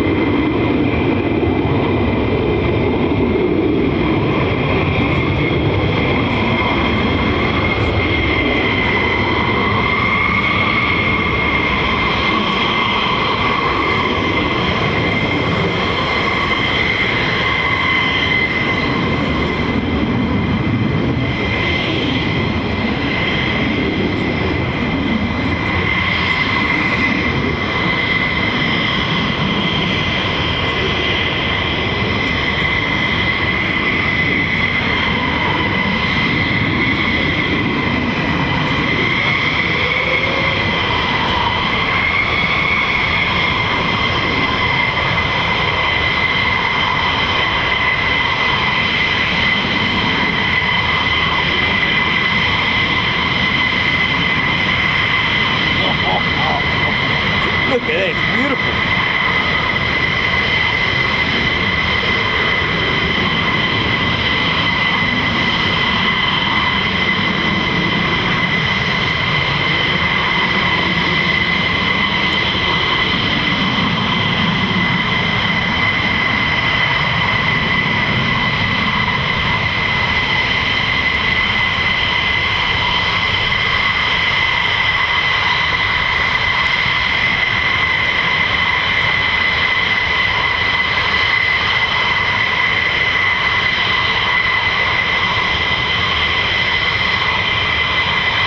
What a sight, beautiful.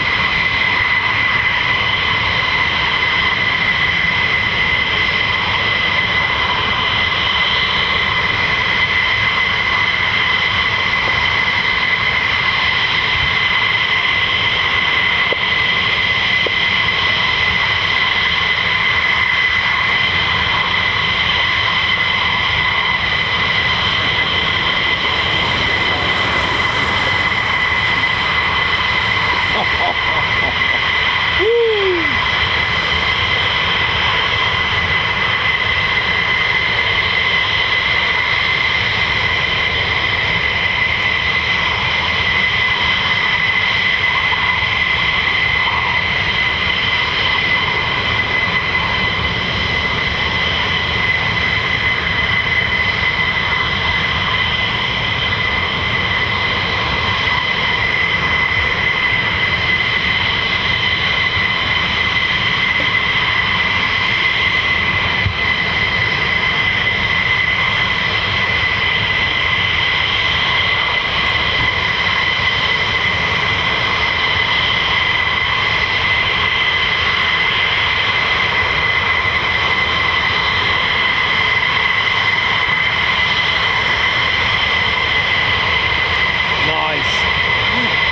No words, listen to this, beautiful.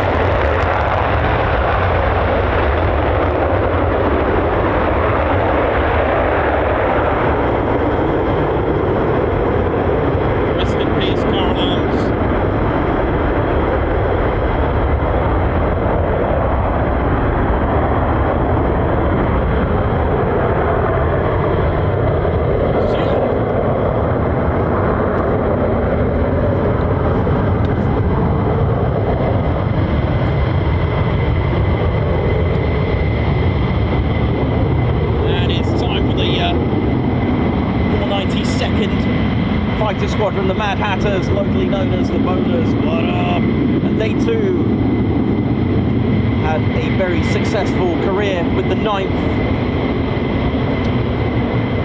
Air Force during World War II, when they made the journey. The 48th Fighter Group, which were, interestingly, they were part of the 70th Fighter Wing, with the role of ground attack, low level and ground support, literally and close air support, flying the P-47D Thunderbolt. They were very temporarily at RAF Ibsley when they arrived, but their role was with the 9th Air Force, which is very different from the mighty 8th, the 8th Air Force, which a lot of you are familiar with. But the role of the 9th Air Force, hey man, how you doing? All right?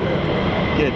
The role of the 9th Air Force was literally ground attack and to support the army on the ground as they made their advancements through occupied France. They started out, they were sent to Cambrai in France, and Dujamou as well. Found themselves in Belgium as well, operating there, and a lot of the P-47D Thunderbolt pilots loved the airfield in Belgium. Why? Because it was a 10,000 foot runway. Ah, yeah.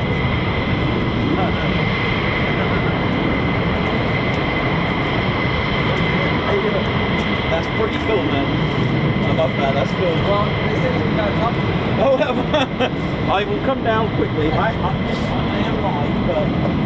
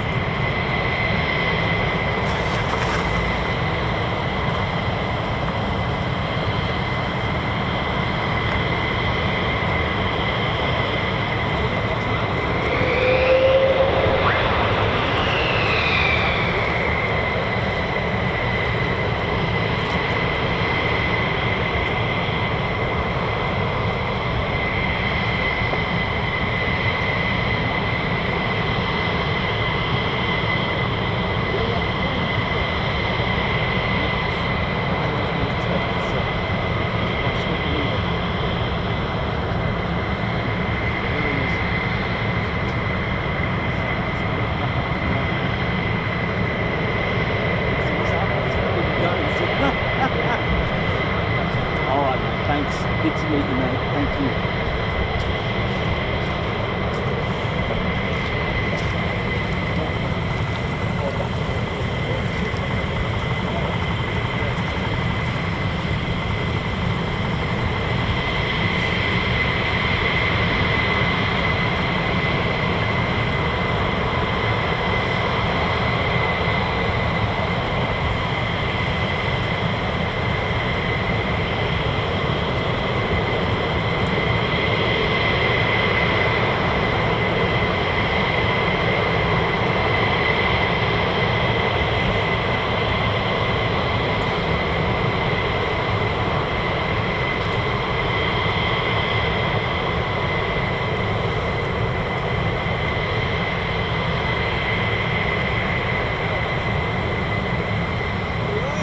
Oi, oi, how you doing? All right?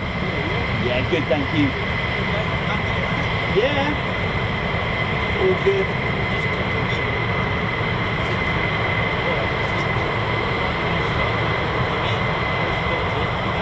Oh no, not us lot, no. Not us, we're 24/7 if we could. Yeah. Oh, thanks very much, sir. Thank you. Very kind of you, thank you. That's cool. Yeah, nice one.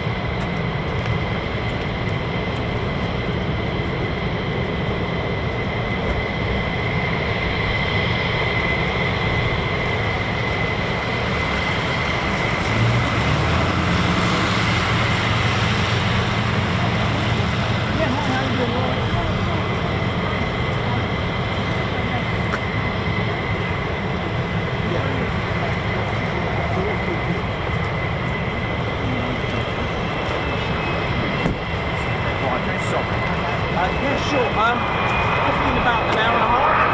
All right. Yeah, no worries.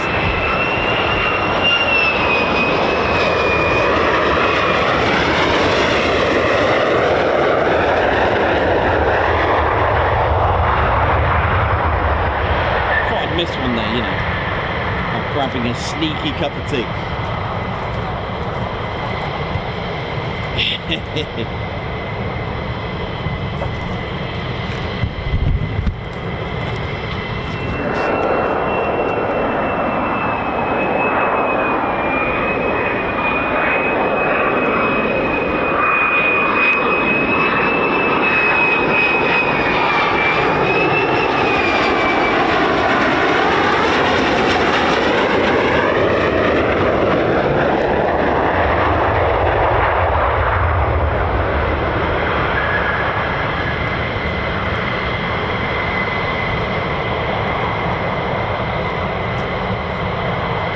Cool.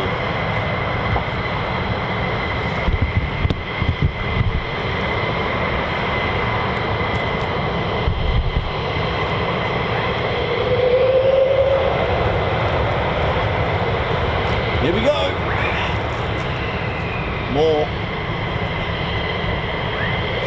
More to leave the floor. Here we go.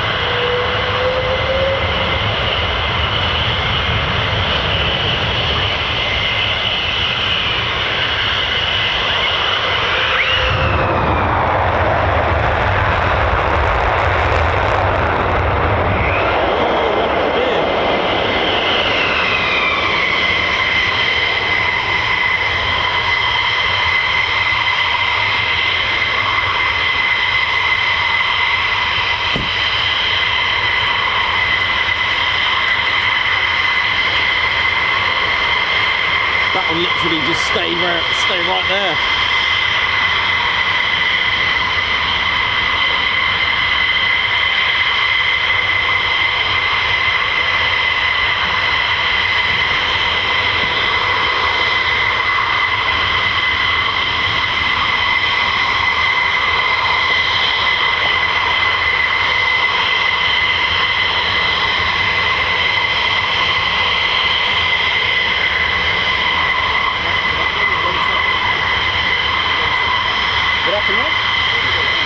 Yeah, just had a moment, didn't it? I hope everything's okay.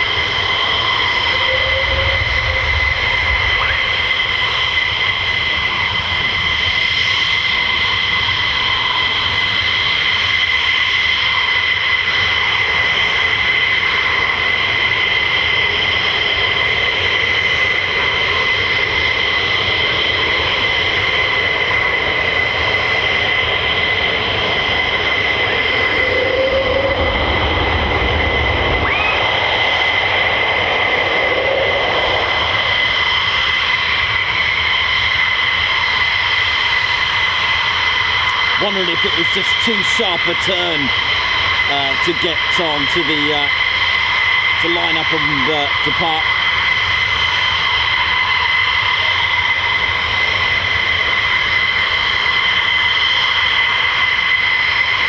Oh, that would be the reason.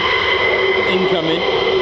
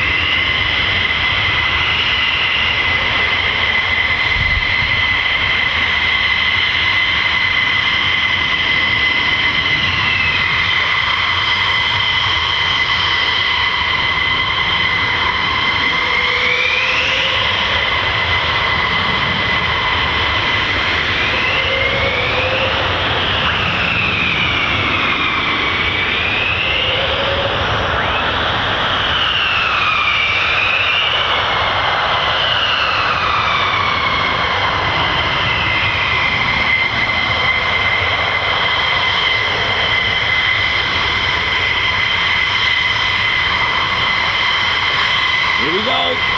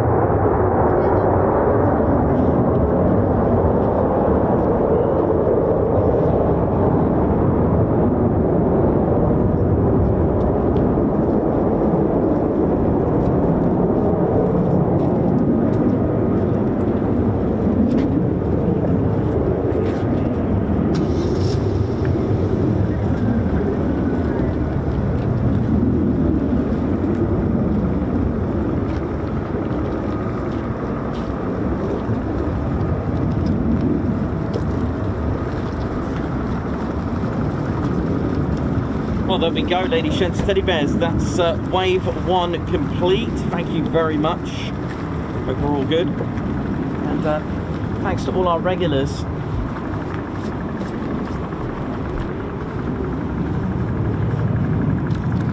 You're all right, man, yeah? Yeah, Oh, good.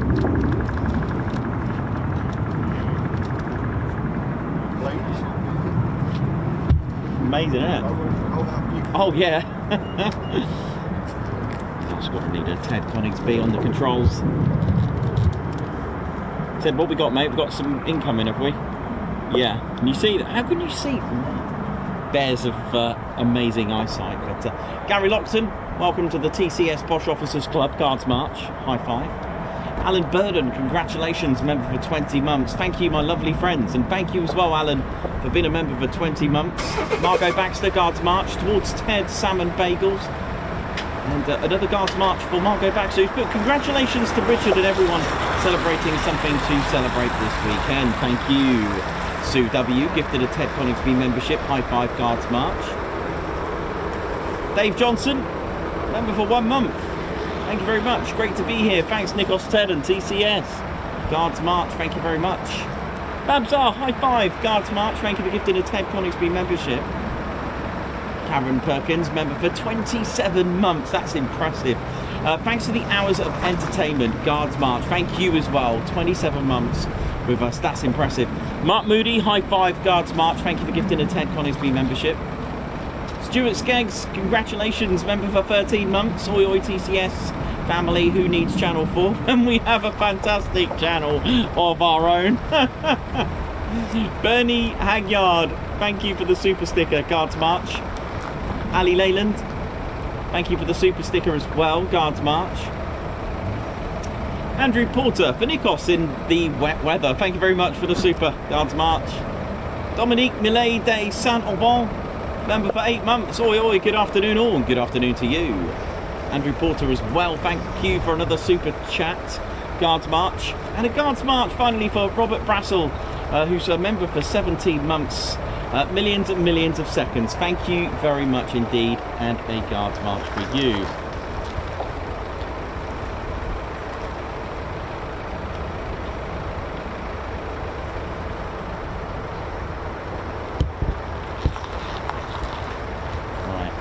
Back in a moment, just going to go and grab a quick cup of tea. I've actually poured my cup of tea, don't got to drink it. All that action there.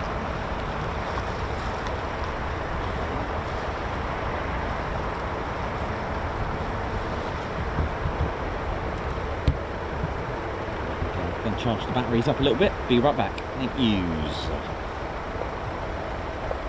It's starting to rain a little bit as well. Let me just put the cover on. I'll be right back.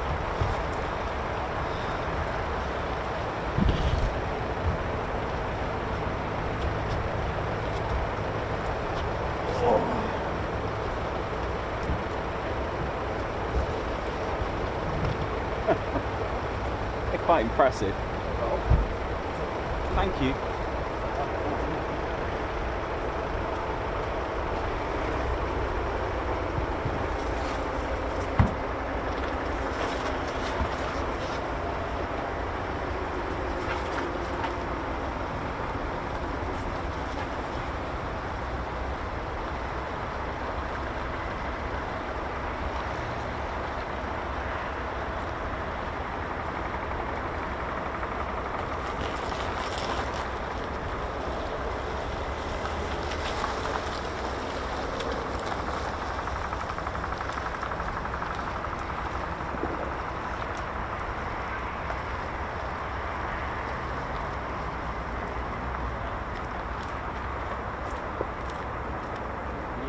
Guy taking all the... Are you with him? Oh, you're... Oh, right. What's he here doing then? Just doing some stuff on YouTube? Oh, right. Is that what he does? And then just puts it on YouTube. Where are you from?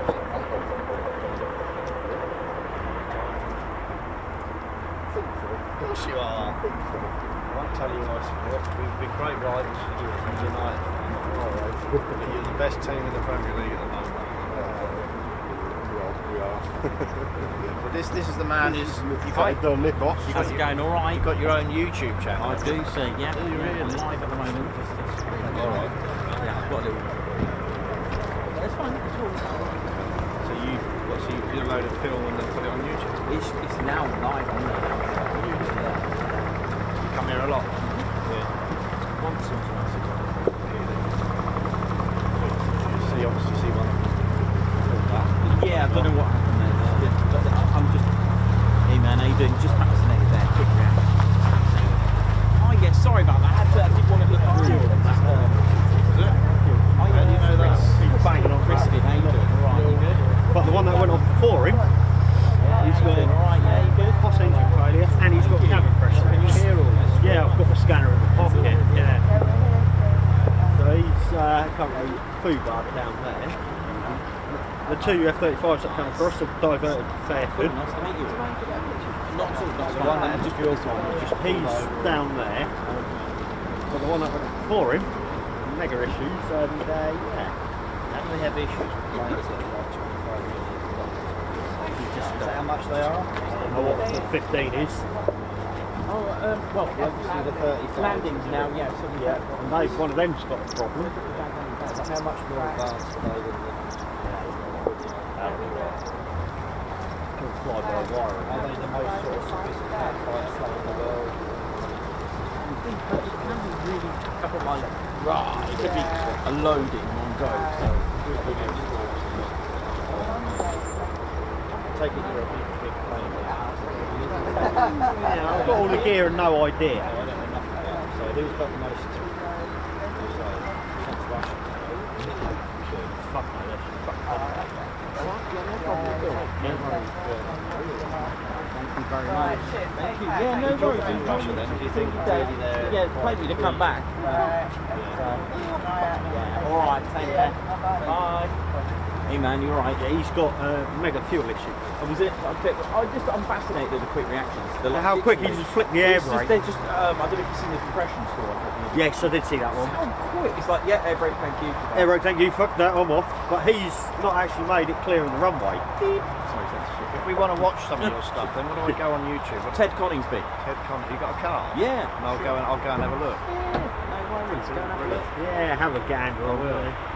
Just put that in and you'll come up with All all right. your stuff. Yeah. No problem. Yes, absolutely. It's got loads of stuff on there for you to enjoy. Oh yes. And it's not just this, it's all other places. Other stuff, as well. yeah, yeah. You go to Duxford and... Yeah, everywhere.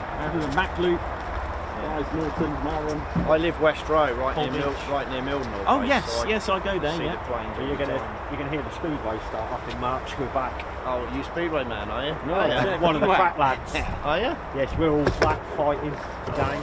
You say one of the track lads, what do you mean? Put the airbags up and brought up the speedway. Right. So we're all back. Oh, so they've got a team together We're again. getting one, yeah. Oh, brilliant. We're going to get one back. It's been 2 bloody years. Yeah. It's killed me. Who's going to be running it? How we doing, ladies, gents, teddy bears? Hope we're all good. So we're just going to wait for the arrivals, and that should see us off for the weekend.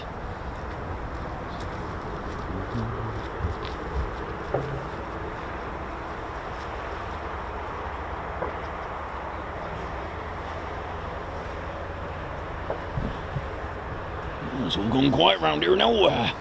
How we doing? My name's Reggie, part of the RAF Regiment. Just doing my thing around here now, just doing me perimeter checks, make sure everyone's alright, make sure everyone's happy. There's a chuckin'. Someone's got a car with a chuckin'. Was that a chuckin'? That was a chuckin'. Reggie, what's up, Reggie? They got chuckins in that car. We gotta go and get it.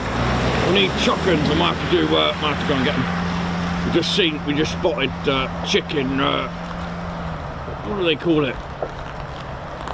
Chuckin' trafficking. Yeah, I don't know. It's illegal trafficking of chuckins. We're gonna have to sort them out, Reggie. Yeah, we'll have to, Reggie. I think so, mate. Let's go. Oh, are you there with the chuckins? Smells good though. It's ours. Yeah, it's ours. Don't mess with the regiment.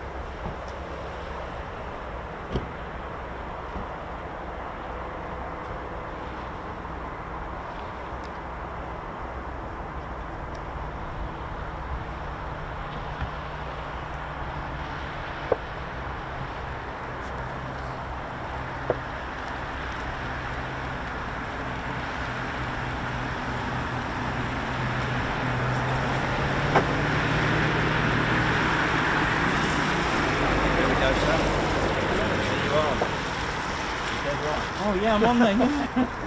Nice one. Have fun. Enjoy it. Thank you. All right, cheers. All right, mate. buddy. Thanks a lot for that.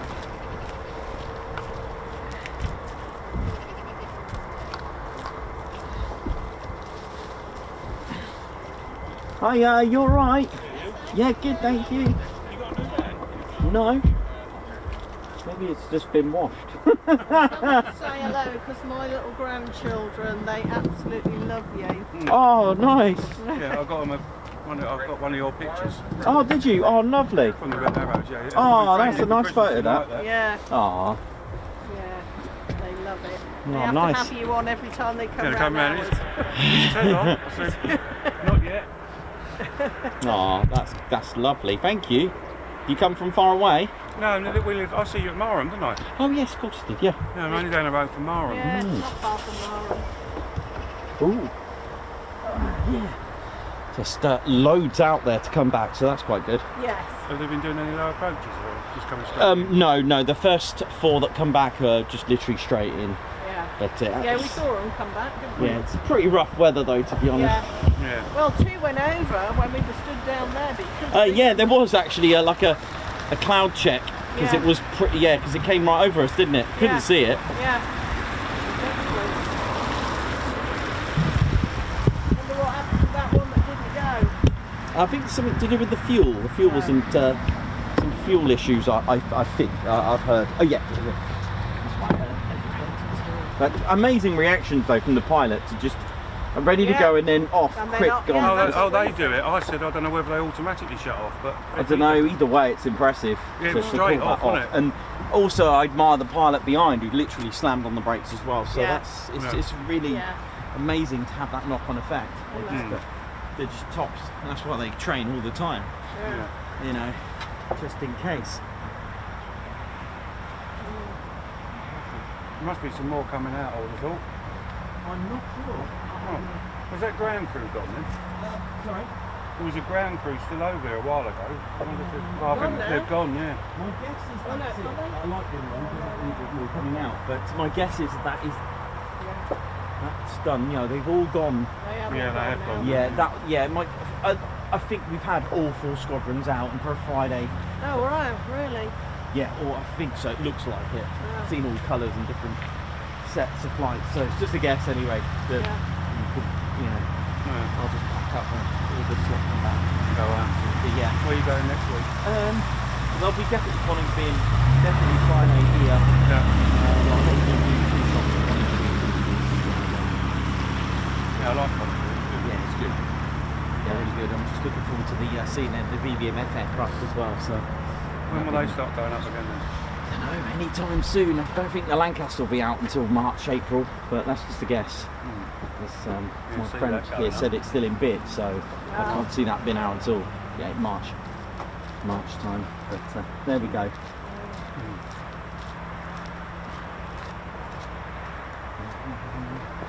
How many Teds have you got? There's quite a few. Quite a few. They keep growing.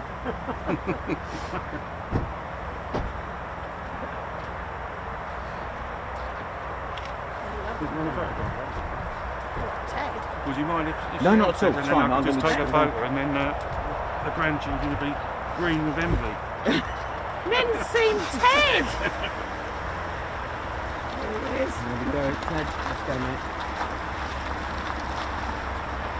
Brilliant. All right. Yeah, no problem. Thank You're welcome. you, You're more than thank welcome. you. No problem at all. They're absolutely obsessed with you. Aw, thank you. There's, how old are they? Oh, Ace has just turned 6. Aw, And that's nice. Jasper is 7. So he'll be 8 in. Will he be 8 in July? Yeah. But yeah, they absolutely love you. As soon as they walk in the door on a Wednesday morning for breakfast. He's not on yet. Oh, he's not on yet.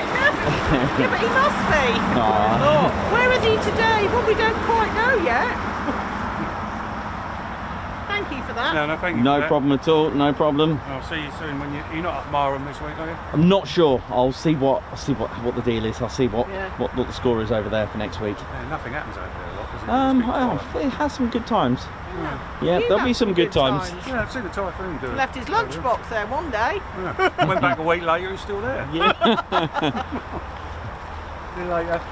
Goodbye. Thank you. Yes, cheerio. Oh, that's a lovely laugh you got there, yes. Darling, behave yourself. Joanna, shut up. Yes, Darling,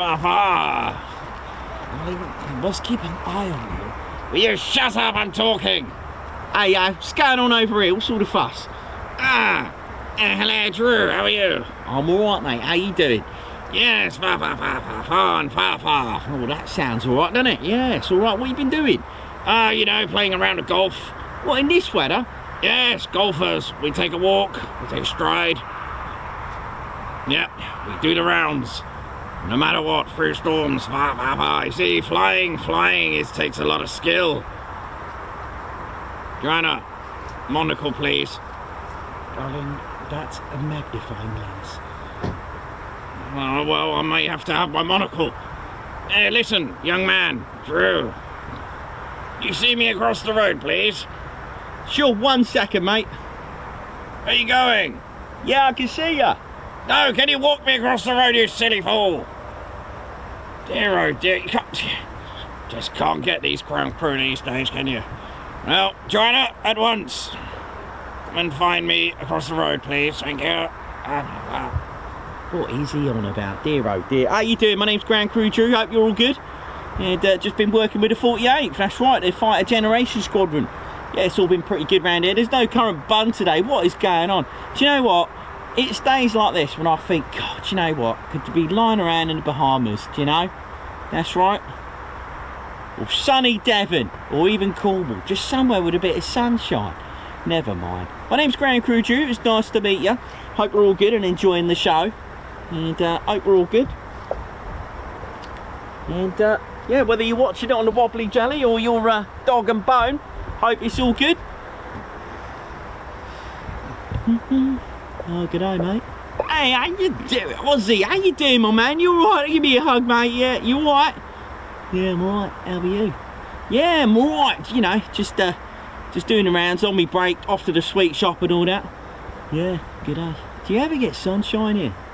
Well, sometimes, mate, sometimes. It's a little bit shy, do you know what I mean? Yeah, right, yeah, right. Well, when are you going back to Oz? Maybe going in sort of like in a couple of months' time. And, yeah, go and visit me aunt in Melbourne. Oh, nice. I'll have to go one day. I've not been to Australia. I tell you, I see myself as a bit of a surfer. Well, yeah, shoot a few tubes around here. Yeah, sounds pretty good. I don't even know what you just said, but that sounded absolutely amazing. Like, on the tubes, right? Yeah, a few rip curls and all that. No idea what you said. I thought that was a clothing company. Well, yeah, right. But, yeah, you'll have to go and see my mate Andy. He's a good guy. He's alright. And, a few of the locals, Jim Bob, they'll be taking care of you. Yeah, I'd love to do all that surfing stuff. Yeah, I'll tell you what, I'm going to go to Bude or Croyd. I'll tell you what, I'm going to go, in fact, do you know what, mate? I'm going to get on the blower, phone the missus, and tell her we're off to Croyd this weekend. I'm going to go and do some surfing. Why, in this weather? You must be mad. Yeah, you know it is. I don't mind. I'm Grand Crew. We roll up our sleeves to get busy. That's how we do it. Okay, mate. Yeah, right. Well, I hope you have a good time. And don't forget, if you take my number, I'll show you around. Yeah, nice one, mate. Right, I'm off to the sweet shop. Do you need anything? I'm not really sure. No worries, mate. Take your time. Right, I'll see you in a bit. Bye.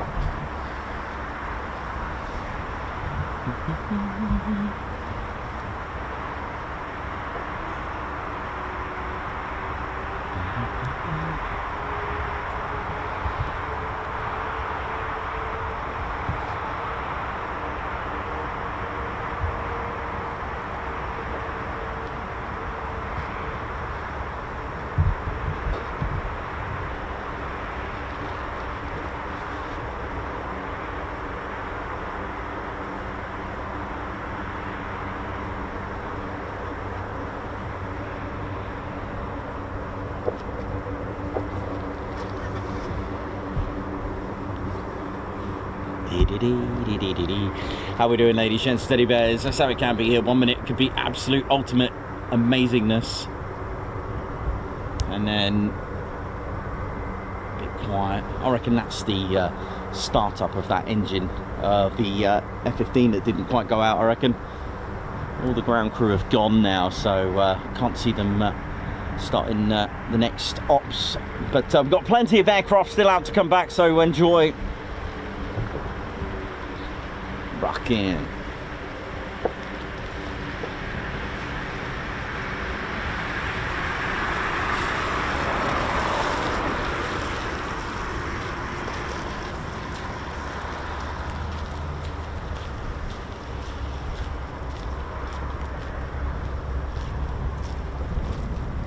You alright there, buddy? How you doing?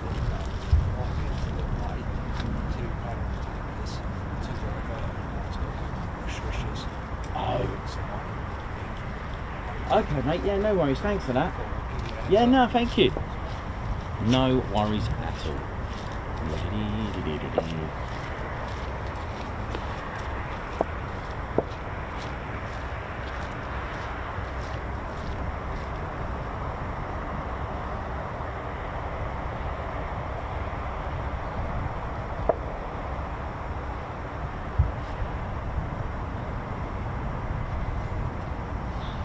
And I hope we're all good, ladies, gents, any bears. Just waiting for the arrivals. Could be any time. Although now's always a good time to get a bit of a bite to eat. So I'll probably just, I'll be right back. I'm just going to go and grab a bite to eat.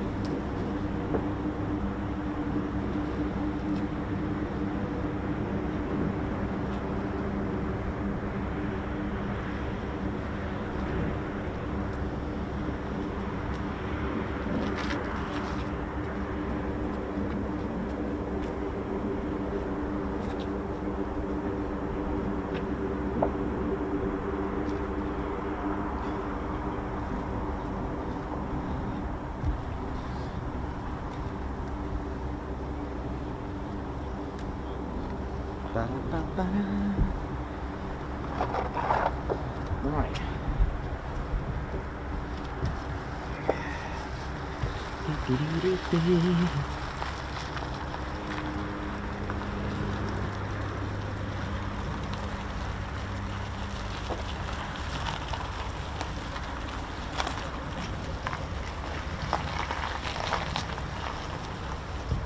How we doing, ladies, gents, teddy bears? Hope we're all good.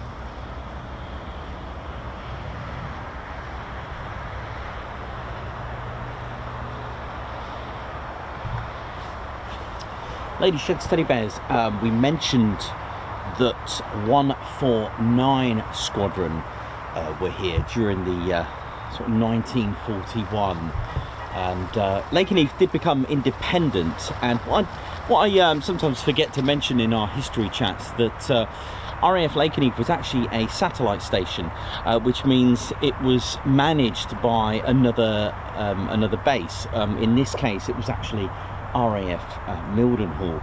And when 149 Squadron were operating first with the Vickers Wellington bombers, the last of the few twin-engine bombers, such as the Hampden, the Wellington, and of course the Avro Manchester, and the Air Ministry were really pushing forward for manufacturers to come up with a design with Avro, the likes of Avro and the Short brothers, developing the very first, actually it was the Short brothers that developed the very first World War II four-engine bomber, for the Royal Air Force, which was the Short Stirling bomber. There was a bit of a controversy between the wingspan, which was originally set out to be 125 feet long, but there were a few issues, and with the Air Ministry refusing that, and this is the Short Stirling bomber that was operating here.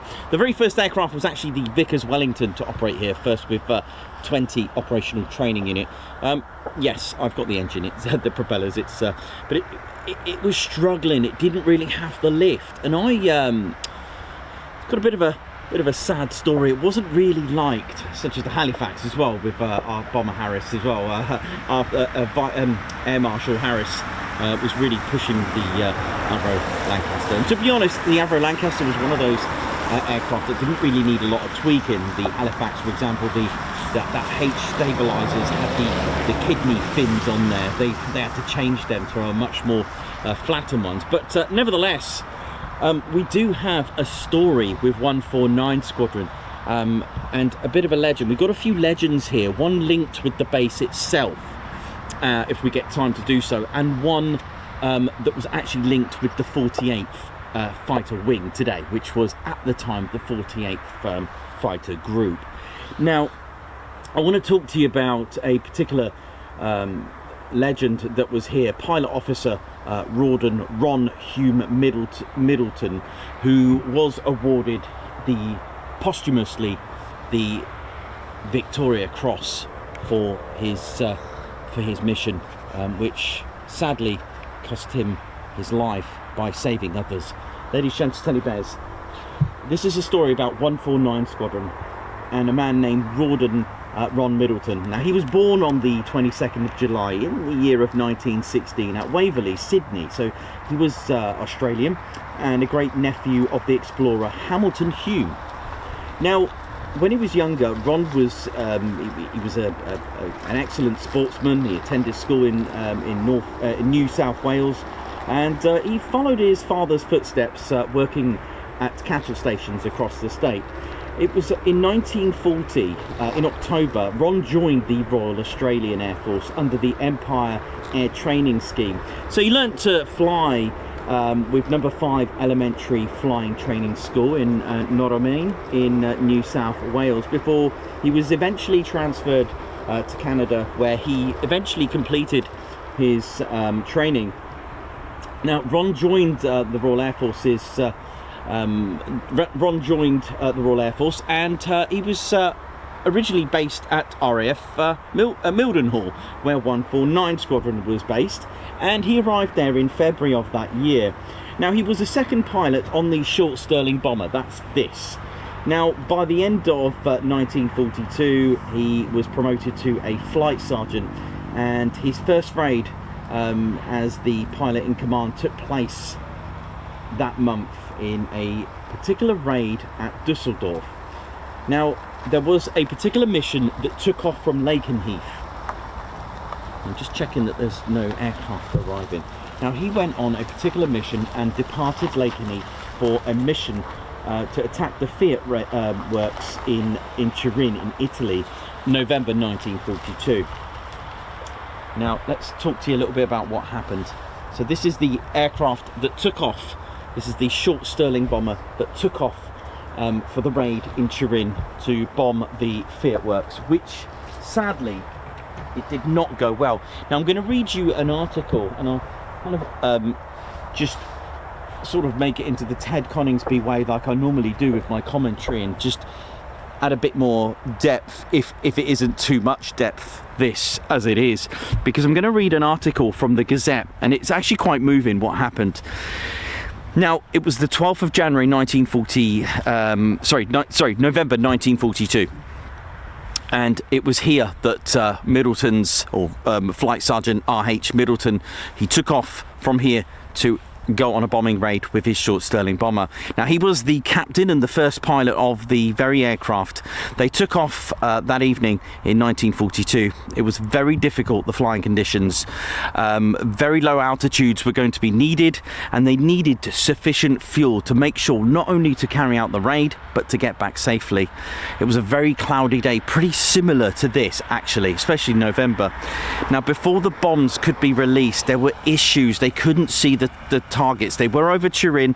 They were met with flak, and sadly the anti-aircraft fire and splinter shells burst into Middleton's cockpit, and it wounded both the pilots and the warrant officer.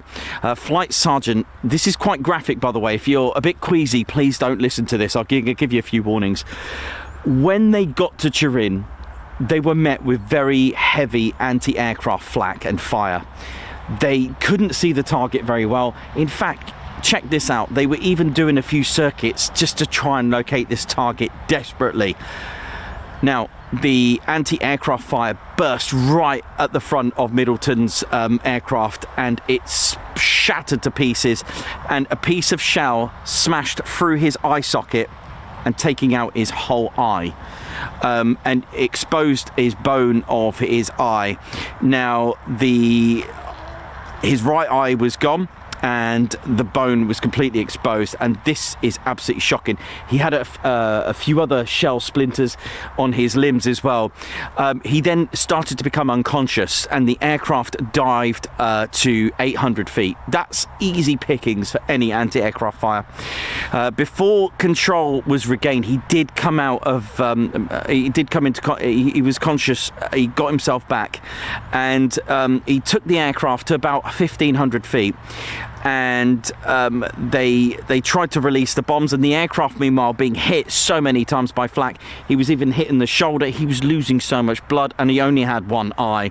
After a few hours of that unsuccessful mission, the badly damaged aircraft managed to get back to the coast, but there was an issue. They were losing. They were running out of fuel, and this is what happened.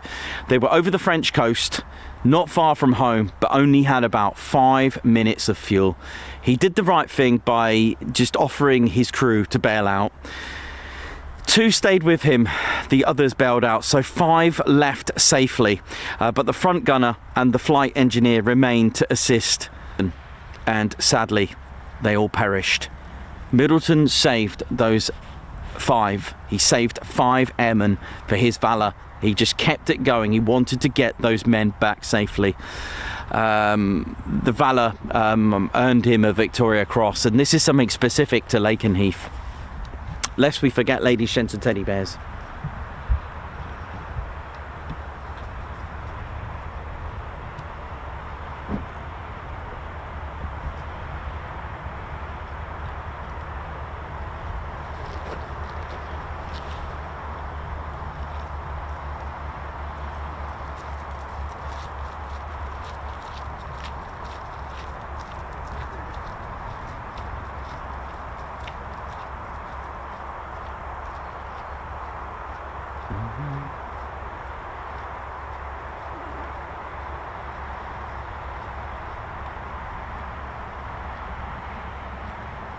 Now, if I got a chance to tell you the story, if I can, this story is specific to Ed Cottrell and the, of course, the 48 fighter group and the 493rd fighter squadron, the Grim Reapers. I want to show you, actually I'll leave that there for a minute, I don't want to damage it. I want to tell you something about an airman, a wonderful pilot that is today. Actually, I won't tell you that bit. I'll wait. Do we know what happened to Mr. Special Air Brake? He smelled funny. So yeah, ladies, gents, teddy bears, I'm going to tell you a story about a pilot. Now, just before the attacks on Pearl Harbor on December the 7th, 1941, which ultimately pushed America into World War II, a young man from Oklahoma City by the name of Ed Cottrell was interested in becoming a pilot. Now, his father was a school teacher and they moved to a place called Slippery Rock. Now, at this time, the US government had a special program called the Civilian Pilots Training Program, where men could go to a dedicated airfield and obtain 30 hours of flying training in a Piper J3 Cub, which was a light training aircraft. Now, Ed achieved his pilot's license and was really interested in joining the forces, but was more interested in flying with the US Navy because Ed said himself that he really liked the uniform. Now, although undecided which to fly for, Navy or Army, in 1942 he decided to try the test for both. And he passed both tests successfully. So it was now really a time to make that decision, Army or Navy. Now, as America was at war, the Navy said to him that he would actually go straight in tomorrow, but the US Army Corps said for him to go back to school and they will let him know, they will call him when he was required. Ed felt more comfortable with this response, so from the US Army Corps, and went back to US Army Air Corps, sorry, and he went back to school and awaited for their call, which actually came a few months later. Now, Ed was sent to basic training with the US Army Air Corps, and after passing this, he set his sights solely for a fighter pilot role and requested this position, which was granted. Now, Ed was shown a Curtiss P-40 Warhawk powered by the Allison V1710 V12 liquid-cooled piston engine, which was rated at 1240 horsepower. It didn't quite have that power of the superchargers of the Bf-109, for example, and Ed noticed this while flying, and he felt that it had the power, it didn't have the power, and the P-40 was eventually suited into another role during the war, but it just lacked that boost for the fighter aircraft, and Ed was hoping that that this would not be the aircraft of choice for him to go into combat with. And luckily for Ed, after 5 hours of flying the P-40, he was shown the very aircraft that would be used in combat, the Republic P-47D Thunderbolt, the Jug. The very aircraft that innovated close air support as well. The very aircraft that was built around its huge single Pratt & Whitney R2800-59 18-cylinder air-cooled radial piston engine. This was air-cooled, which is it's a game changer. You can come back with just 8 cylinders and you're still flying. It had a rating of 2,000 horsepower, that's 1,500 kWs, and the air intake was so huge, by the way, on a P47, you've never seen one before. It was positioned at the front and it could fit a man inside it. Now, Ed was stunned at the sheer size of the engine, the mega length over 36 foot, over 11 metres, and wondered how on earth this huge aircraft could actually get airborne. To put this into perspective, the Spitfire is about 2 metres shorter in length, and with 27 litre displacement on the Spitfire, the P47 had 46. Now, once Ed turned that Pratt & Whitney R2800 of the P47, man and machine formed a bond, and here comes an aircraft. Always. That's fine.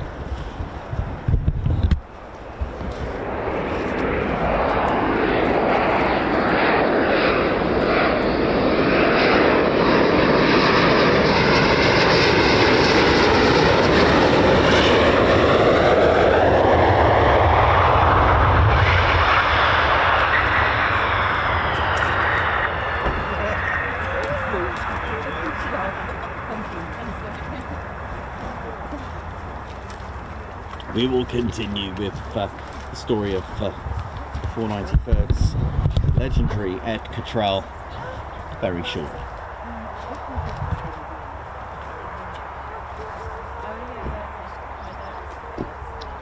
You're right, man. Special air brake smelled funny when it went There's a past. problem with the fuel. I caught a bit of smell. Yeah. There was something quite lean. Yeah, so I managed, no one was in my tree.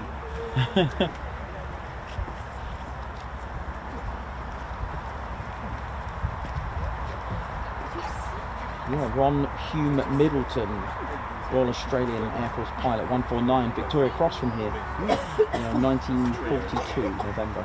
Saved everyone else, sacrificed himself, crashed into the French coast, and got his 5 men to bail, 2 stayed with him. Sorry. Good, so I didn't know about that. It was here. I thought it was Mildenhall, but it was here. So New South Wales, it was called. Good on it. Another legend.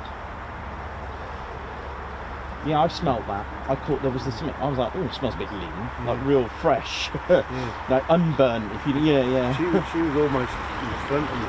Yeah. As soon as she came out,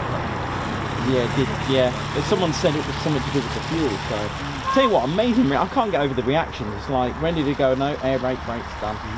you bloody caught it then. Yeah.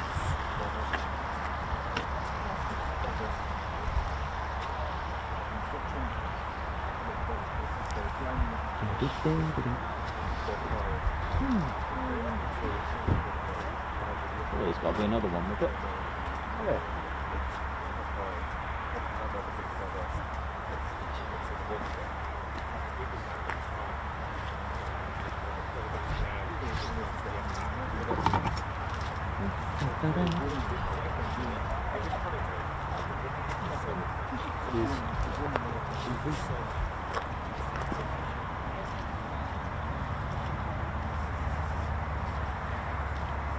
Wouldn't even come over and brake, just straight.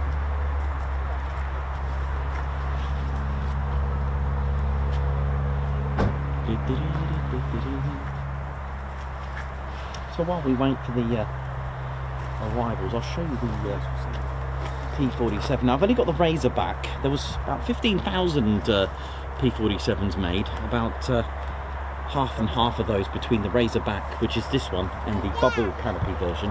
So this is the P47D Thunderbolt. Look at the size of it. I know it's only a scale model, but there we go. But as soon as Ed turned that engine, that R2800, he was gelled with it. Not only did the jug handle well, it could also take a battering as well. Like I said, it was not unusual for the jugs to come back with holes big enough to fit a person through. Even stories of cylinders missing as well. The engine is a radial air-cooled, which means it can take even hits to the cylinders and wipe them out and the engine bay and still chug home. And this is basically like a tank in the sky, because it was also fully armed with 8.50 12.7mm M2 Browning machine guns, 8 of them with 425 rounds per gun. So that's a total amount of 3,400 rounds. In fact, when all 8 guns were fired, the Jug would actually decrease speed by about 25 miles per hour. This is where the A10, by the way, Thunderbolt 2 gets its name from. It was named after the P-47 Thunderbolt. Now, aged just 21, Ed was finally assigned and boarded a ship called the Ile-de-France and set sail to grey, wet England. Well, here we go, perfect example today. Now, the 48 Fighter Group were actually part of the 70th Fighter Wing, who were a wing of the 9th Air Force. Now, for now, the 48th, they were based and arrived at RAF Ibsley, Hampshire, but the 9th Air Force had a very different role than the 8th Air Force that you may have heard of. The 9th Air Force's role were really more suited to low-level ground attacks, dive bombing, and so support the troops on the ground with close air support, CAS. Now, escort missions were extremely rare for the 9th Air Force. Of the 65 combat missions that Ed completed, only one of these missions was an escorting mission. This role of the 9th Air Force would take their fighter groups to the battlefield itself, onto reacquired land and into France, then onto Belgium. As the Allies were gaining back the ground during the Normandy campaign and the consequences of the invasion of France, airfields were used by the 9th Air Force. Now, operating from England would mean using significant amounts of fuel for a bombing run there and back, so this made sense to operate as closely as possible. Now, Ed, I'll say lieutenant, as Ed's American, I know we say lieutenant, but I'll say lieutenant, was assigned to the 493rd Fighter Squadron, the Grim Reapers, in September 28, 1944, located this time at Cambrai in France. Now, the markings on the 493rd Thunderbolts were I-7, and their colour code, unlike today, was blue. Now, Ed shared a P-47 with a highly decorated, experienced pilot, Lieutenant George Pullis, and their aircraft was called Our Mary. Ed learned from Pullis and flew his combat mission in October 1944. Imagine that, just 21, 22 years old. Combat missions involved dive bombing, strafing and attacking trains, trucks and other vehicles. However, as Ed got more and more missions, he experienced the biggest threat, which was flak. Literally a roulette game of luck involved not to get hit. And since the 493rd missions were low-level attack missions, this meant more likely to encounter hits from flak gunners. The flak crew were strategically positioned and very experienced and very good. Now, in October 1944, the 48 Fighter Group were transferred to a new airfield at Saint-Trond in Belgium. Now, the runway at Saint-Trond was much appreciated and absolutely loved by Ed because it was a 10,000-foot long runway. The 48th continued their low-level strafing and ground support, with Ed completing 12 missions in the month. By December 1944, the 9th Army pushed into Germany, which was now about to make the combat missions even more intense. Now a second Lieutenant Ed Cottrell, on a bitterly cold, snowy day on the 6th of December 1944, troops of the 9th Army were pinned down in Jülich, which was in Germany, and Ed was assigned to a combat mission to bomb a position so that the 9th Army could advance. Now, the army was stuck by a soccer field and could not advance further, so the mission was to bomb the soccer field.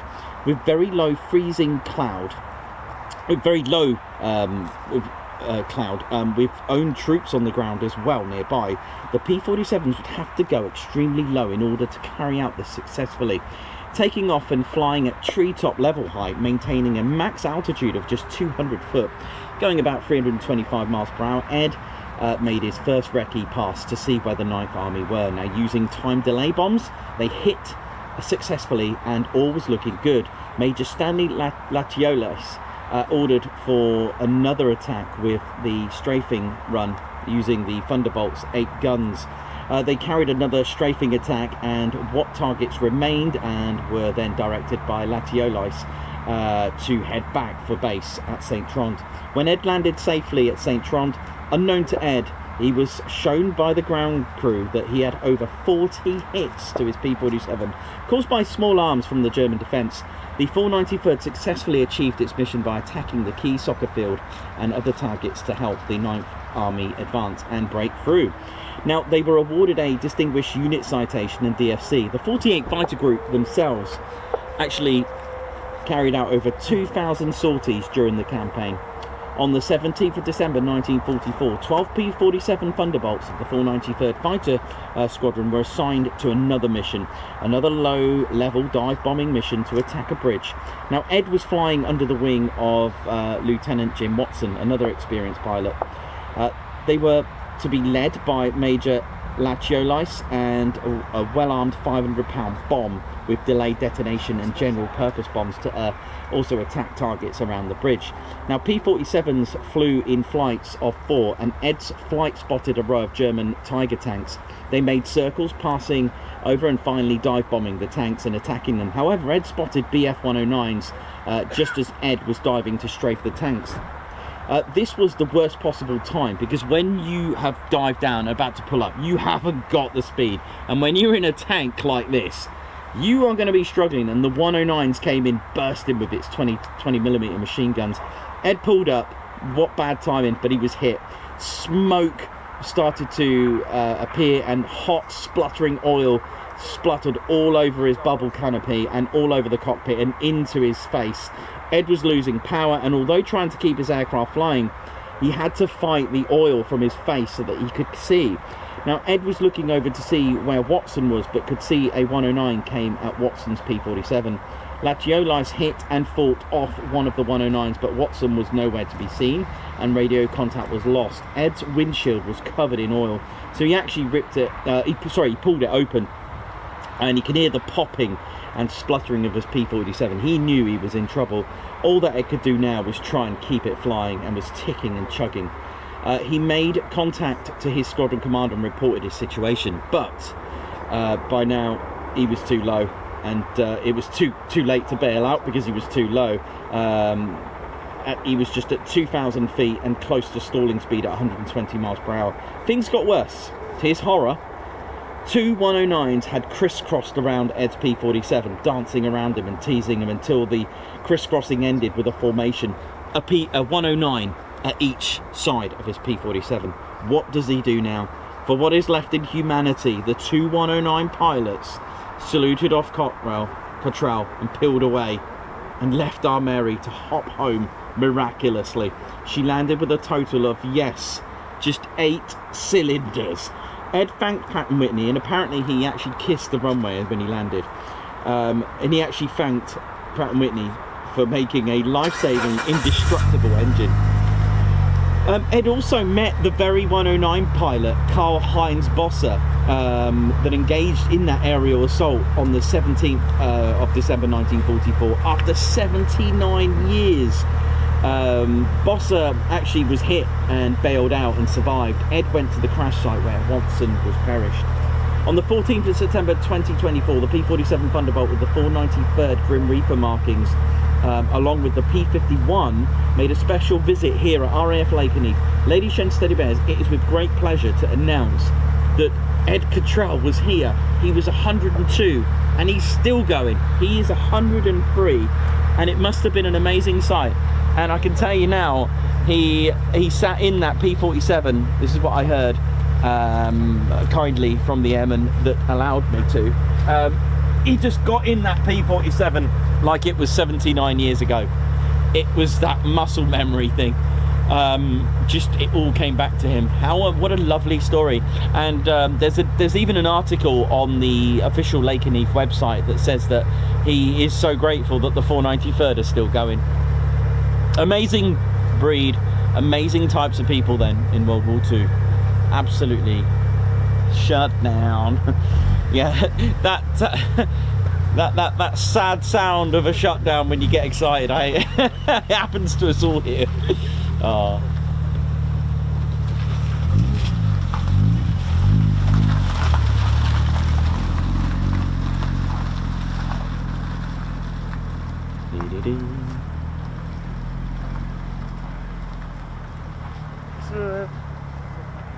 K-35 out on the ocean. There's still quite a bit. Yeah, there must be loads still out. Yeah, they must be getting fuel out at sea. Mm.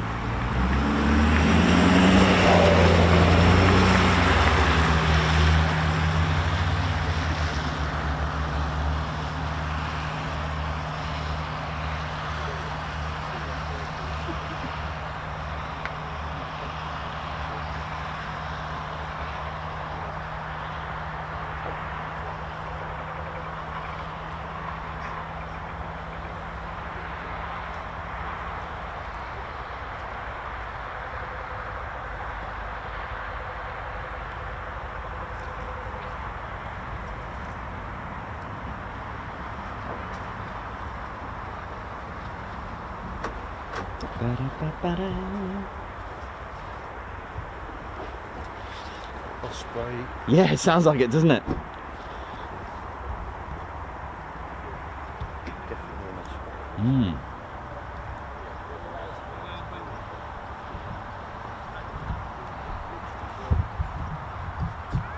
Yeah, so it must be quite a bit out there.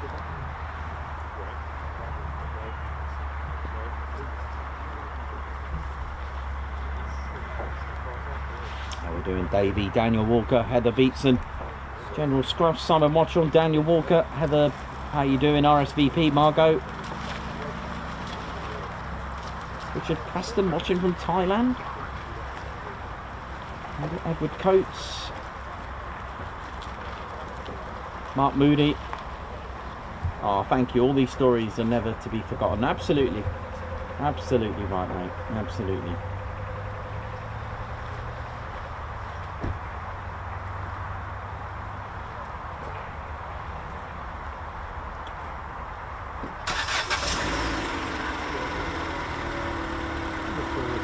The other way. Yeah. Yeah, yeah, it's changing now, isn't it? They said about 1-ish.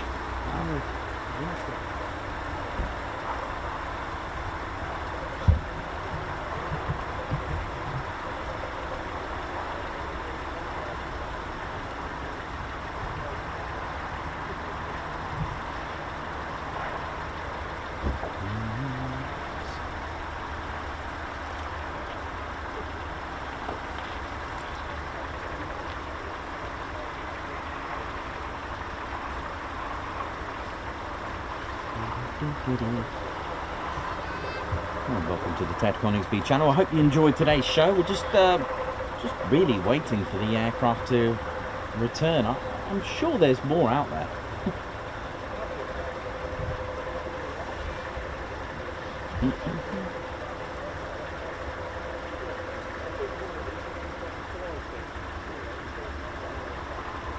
Well, only 115 come back. Mm. 3 Yeah, must be. 35 stone recognition. Yeah, should be some more.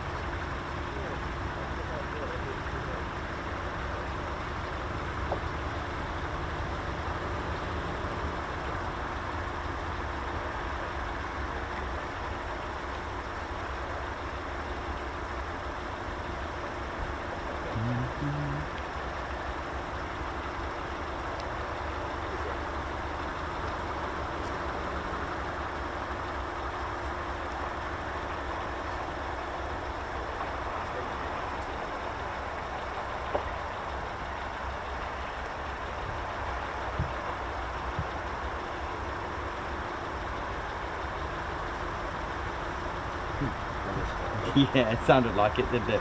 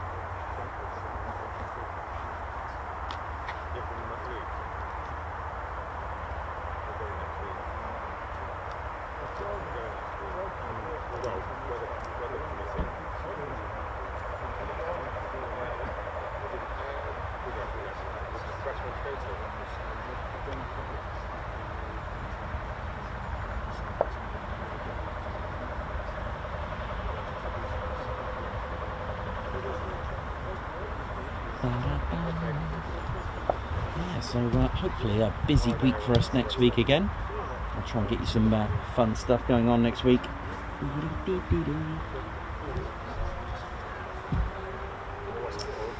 Wow.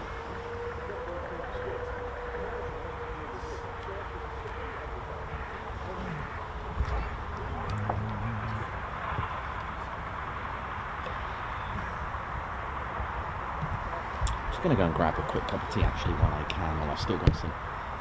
Just wait for another.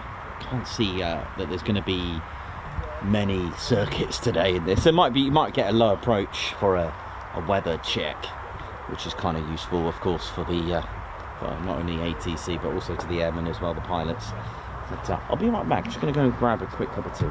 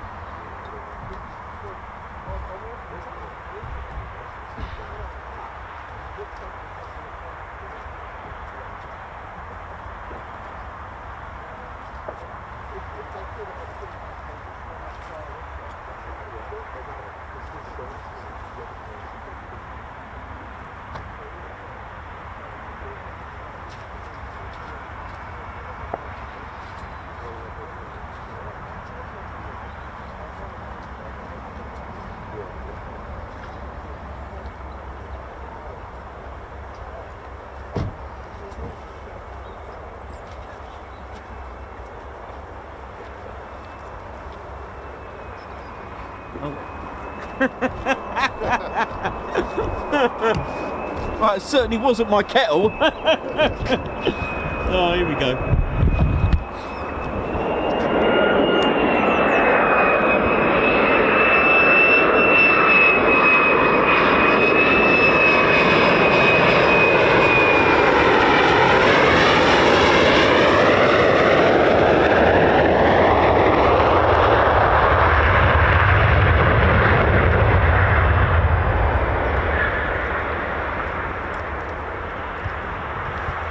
One hand coffee, tea in one hand, camera in the other. You know how it is. Sorry about that one.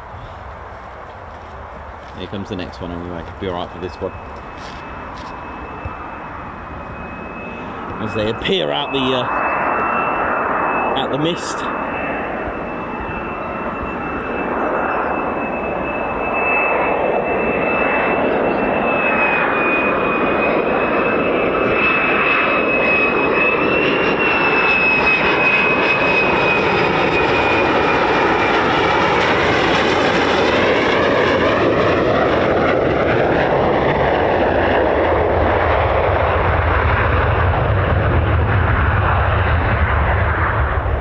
Beautiful. Even on landings, they just sound so loud.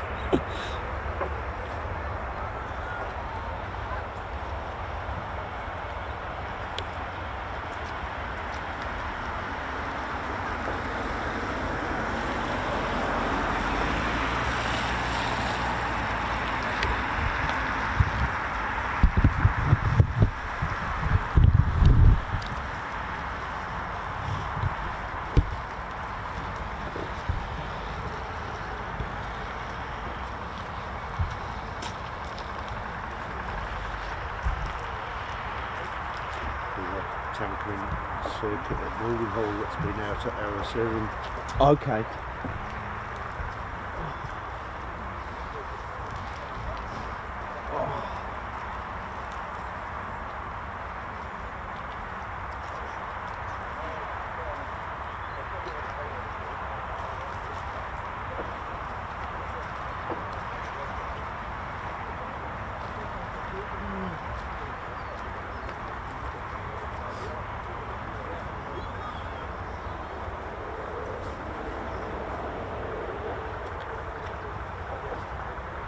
What's that?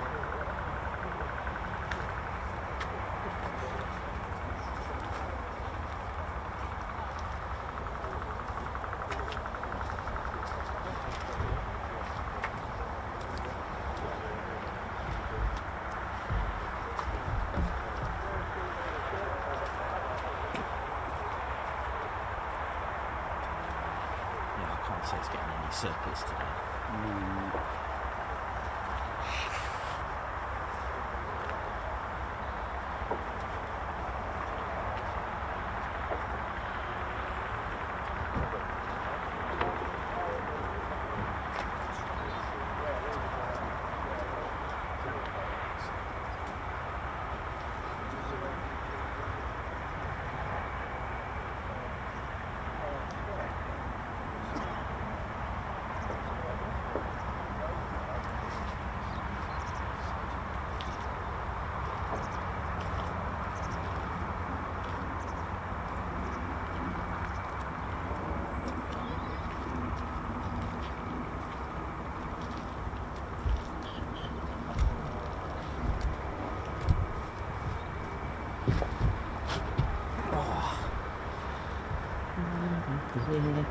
So he should be coming back very shortly.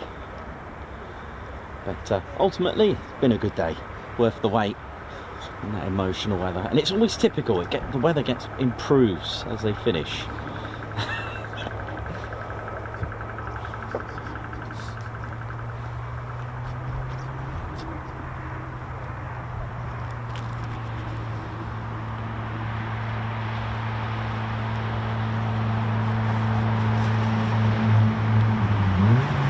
Got a skyline? What's this? Oh yeah.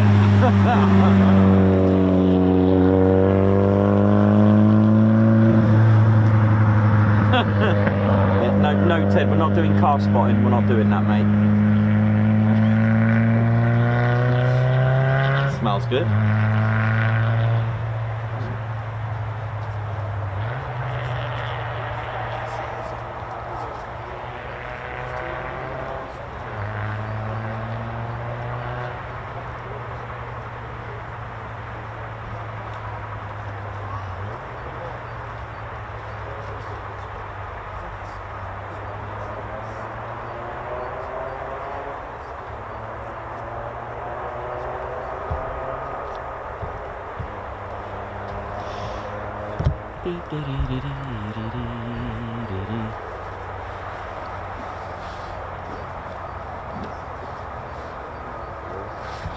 Triple Nick, how you doing, man? Hope you're good. Nick Ward, hope you're well.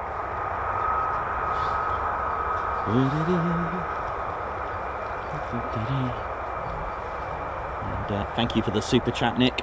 Triple Nick, high five. Hope you're well, man. And a Guards March for you. Thank you. Awesome, as always. Making F15. Here we go. Ted, gotta go, mate. Gonna miss this one.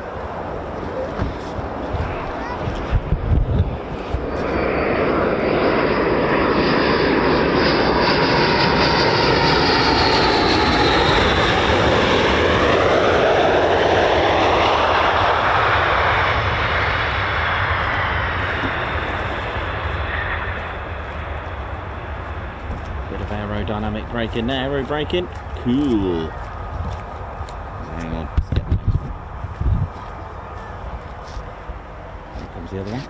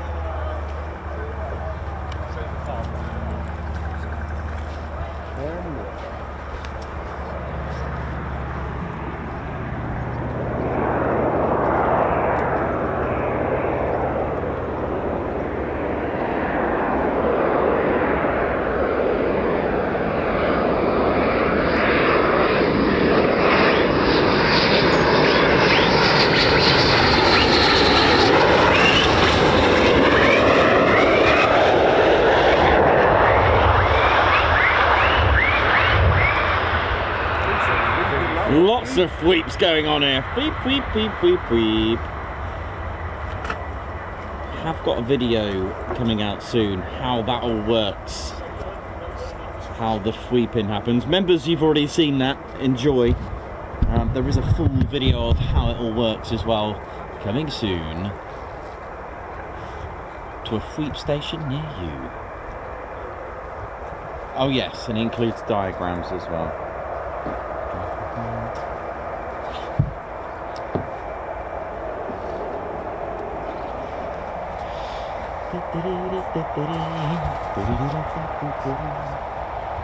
Was that all of them? 5? With the 6th one not going out? I think there's loads more than that. Yeah?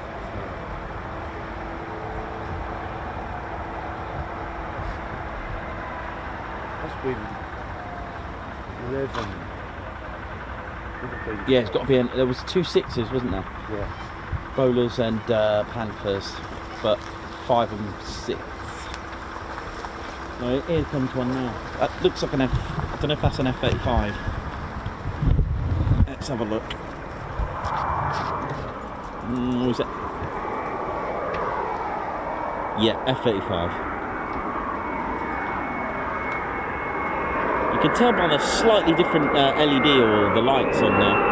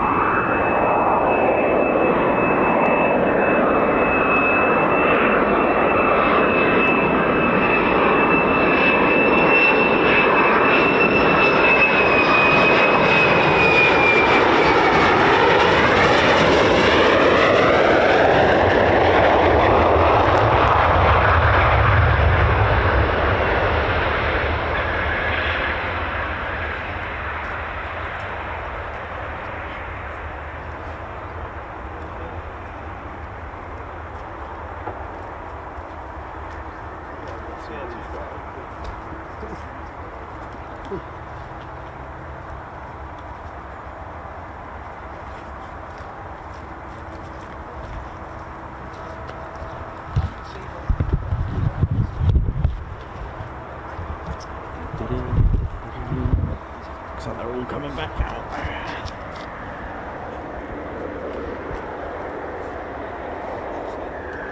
15.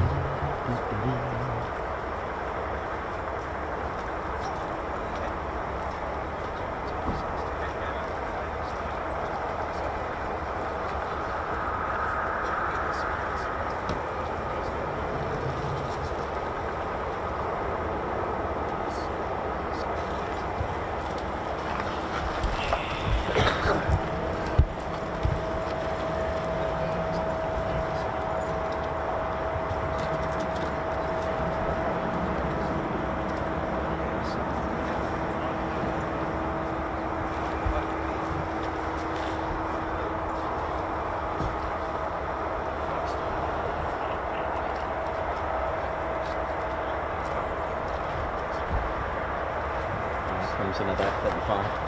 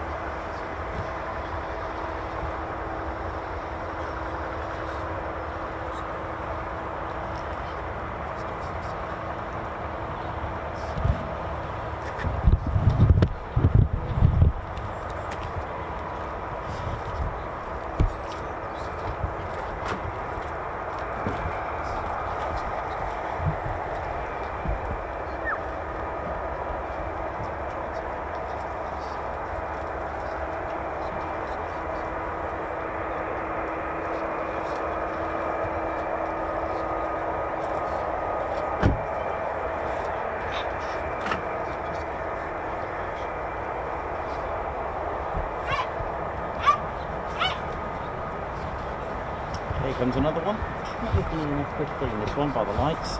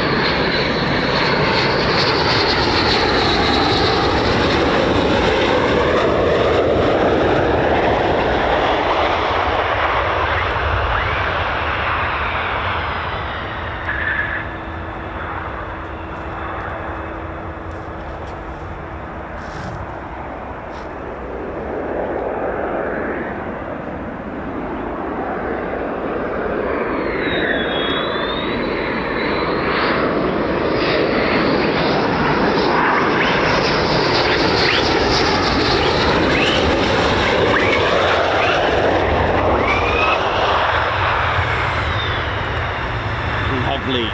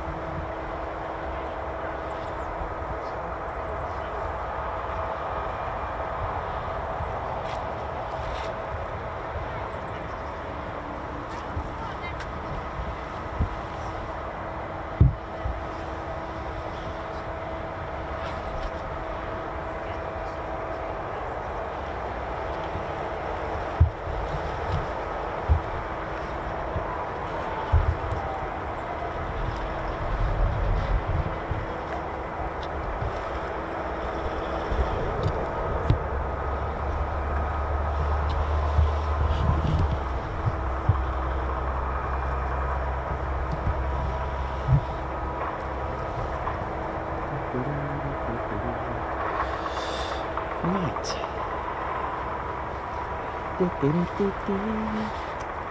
I'm thinking if that's Stay at John's and try and catch this bloody C5. yeah, it hasn't left, does it? No, I don't think so. No.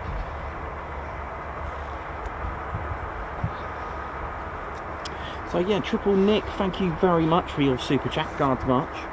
Awesome as always, making an F15 while watching the F15. It's looking good, man. Thanks for your photos. It's looking really good. Four Paws, Mackenzie Mason, member for 26 months. Shout out to you and a Guards March. Thank you very much for that. I think that could be it, ladies, gents, and teddy bears. That was it, wasn't it?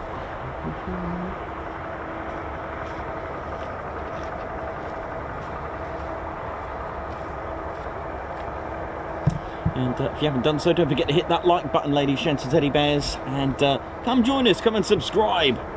It's all free, and it does help our channel. We are aiming for 81,000. We're very, very close to it, actually. In fact, I think we've just got about 6 or 7 to go, really, Ted. So hopefully we can get that done tonight. Ted the backwards flying Ted. Backwards guards marches. Oh, it's all good, Ted.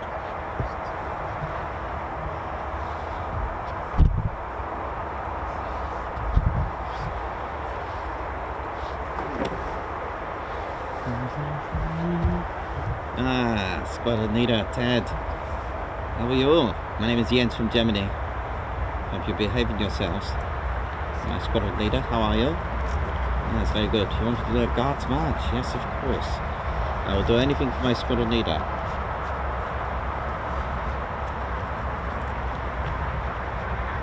That's very good. Thank you, sir. And have you seen Captain Weber? I must find him.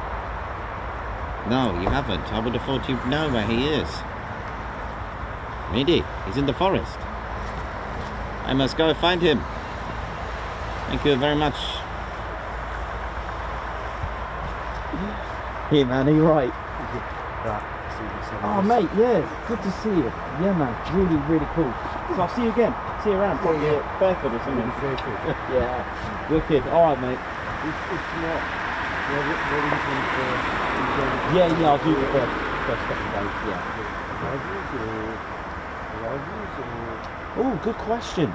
That's a very. Oh, I don't know. I might do the arrivals. I'll have a look. Could be spread over the whole week. That's also true. I'm definitely going to do the first day of it, and maybe the second. Yeah, I'll see you then. All right, man. Take care, mate. Bye. All the best.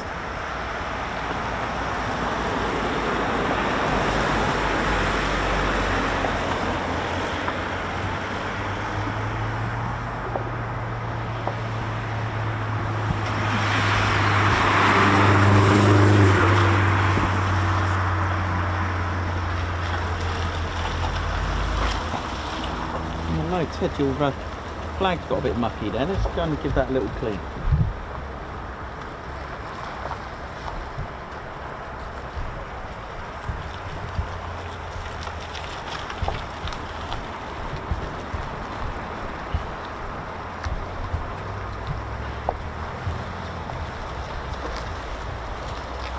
That's better, isn't it, Ted?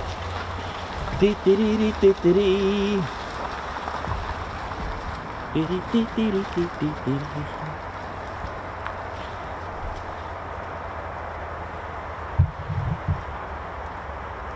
Debbie Brooks, high five. Thank you for gifting a Ted Conisbee membership. Oh yeah. Summer Mochon, high five. Thank you for gifting a Ted Conisbee membership. Thank you very much. Meth, thank you for your super chat. Now I really want to see a backwards Cobra. Ted, can you do that? Here's one for you. Right, I've just heard something from Ted. You know when you hear the term hold my beer? Ted's like, hold my flag. I like that, Ted. Hold my, a backwards Cobra. Are you going to be able to do this, Ted, without sort of, because it's quite a dangerous manoeuvre. How are you going to do that? It's just going to work out. Okay, are you sure you're going to do this?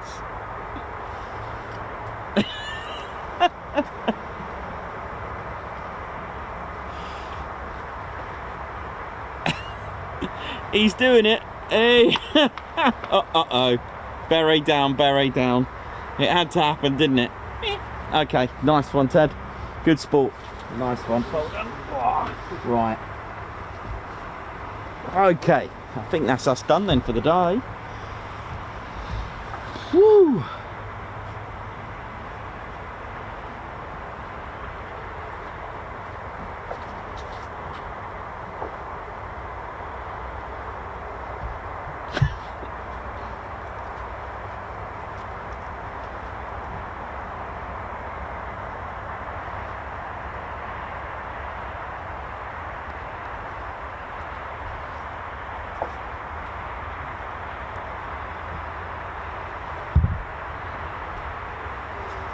Right, that's us done, I think, ladies, gents, and teddy bears. I'd say that was it.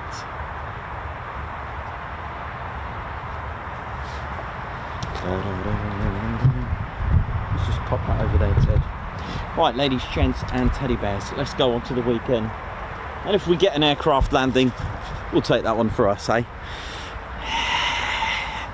Right, ladies, gents, and teddy bear. Oh, I'll tell you what. Give me 1 second. This doesn't feel right. Give me 1 sec. Hang on. I know you probably think, what is he going to do now? I've got an idea. Let's end it with Lake and Eve. Hang on.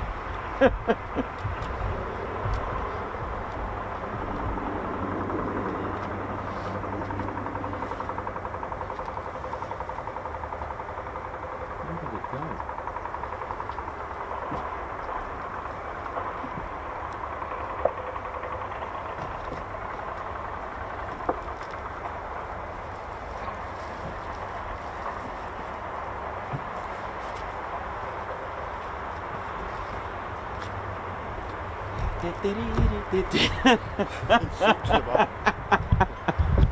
How are we doing, ladies, gents, teddy bears? Right, let's end it like Lake and Eve style. Ladies, gents, and teddy bears, thank you very much for tuning in this week. I told you I'll have it all Lake and Eve. Bowlers! Guns up! How are we doing? Hope we're all good, and thank you, all of you who have tuned in this week for the fun, the laughter of the Ted Coningsby channel. You know how it is, and it's been an absolutely amazing ride, so enjoy. Right, so thank you, all of you. Honestly, the support has been absolutely mega. We are so close, about that far away from 81k, which is phenomenal. Big shout out, of course, to the bowlers, the Mad Hatters. Hello! You know how it is. Guns up. Thank you. Actually got this in Cambridge. Yes, mad as a hatter. So yeah, ladies, gents, teddy bears, just want to say a quick thank you to all at RAF Lake and Eve. Thank you, all roles. Thank you. And of course, our fans, thank you as well. Thank you for everything that you do with supporting the Ted Coningsby channel, and it's been an incredible week. Ladies, gents, teddy bears, my name's Nikos. I've been your cameraman and commentator. This is our squadron leader, Ted Coningsby. You've been watching the Ted Coningsby channel live here at RAF Lake and Eve. So for the last time for the week, it's see you soon. Wish you well. See ya. Yeah,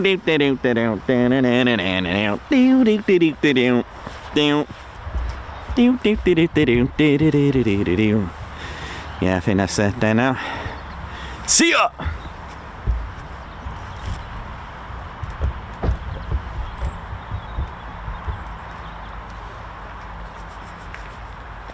Right off. Finish it off, you know.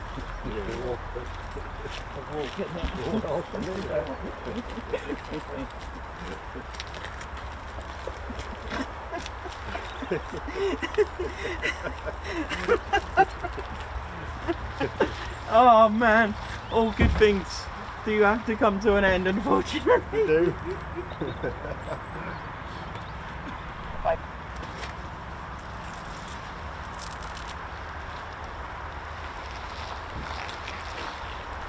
Golf India, right, 31,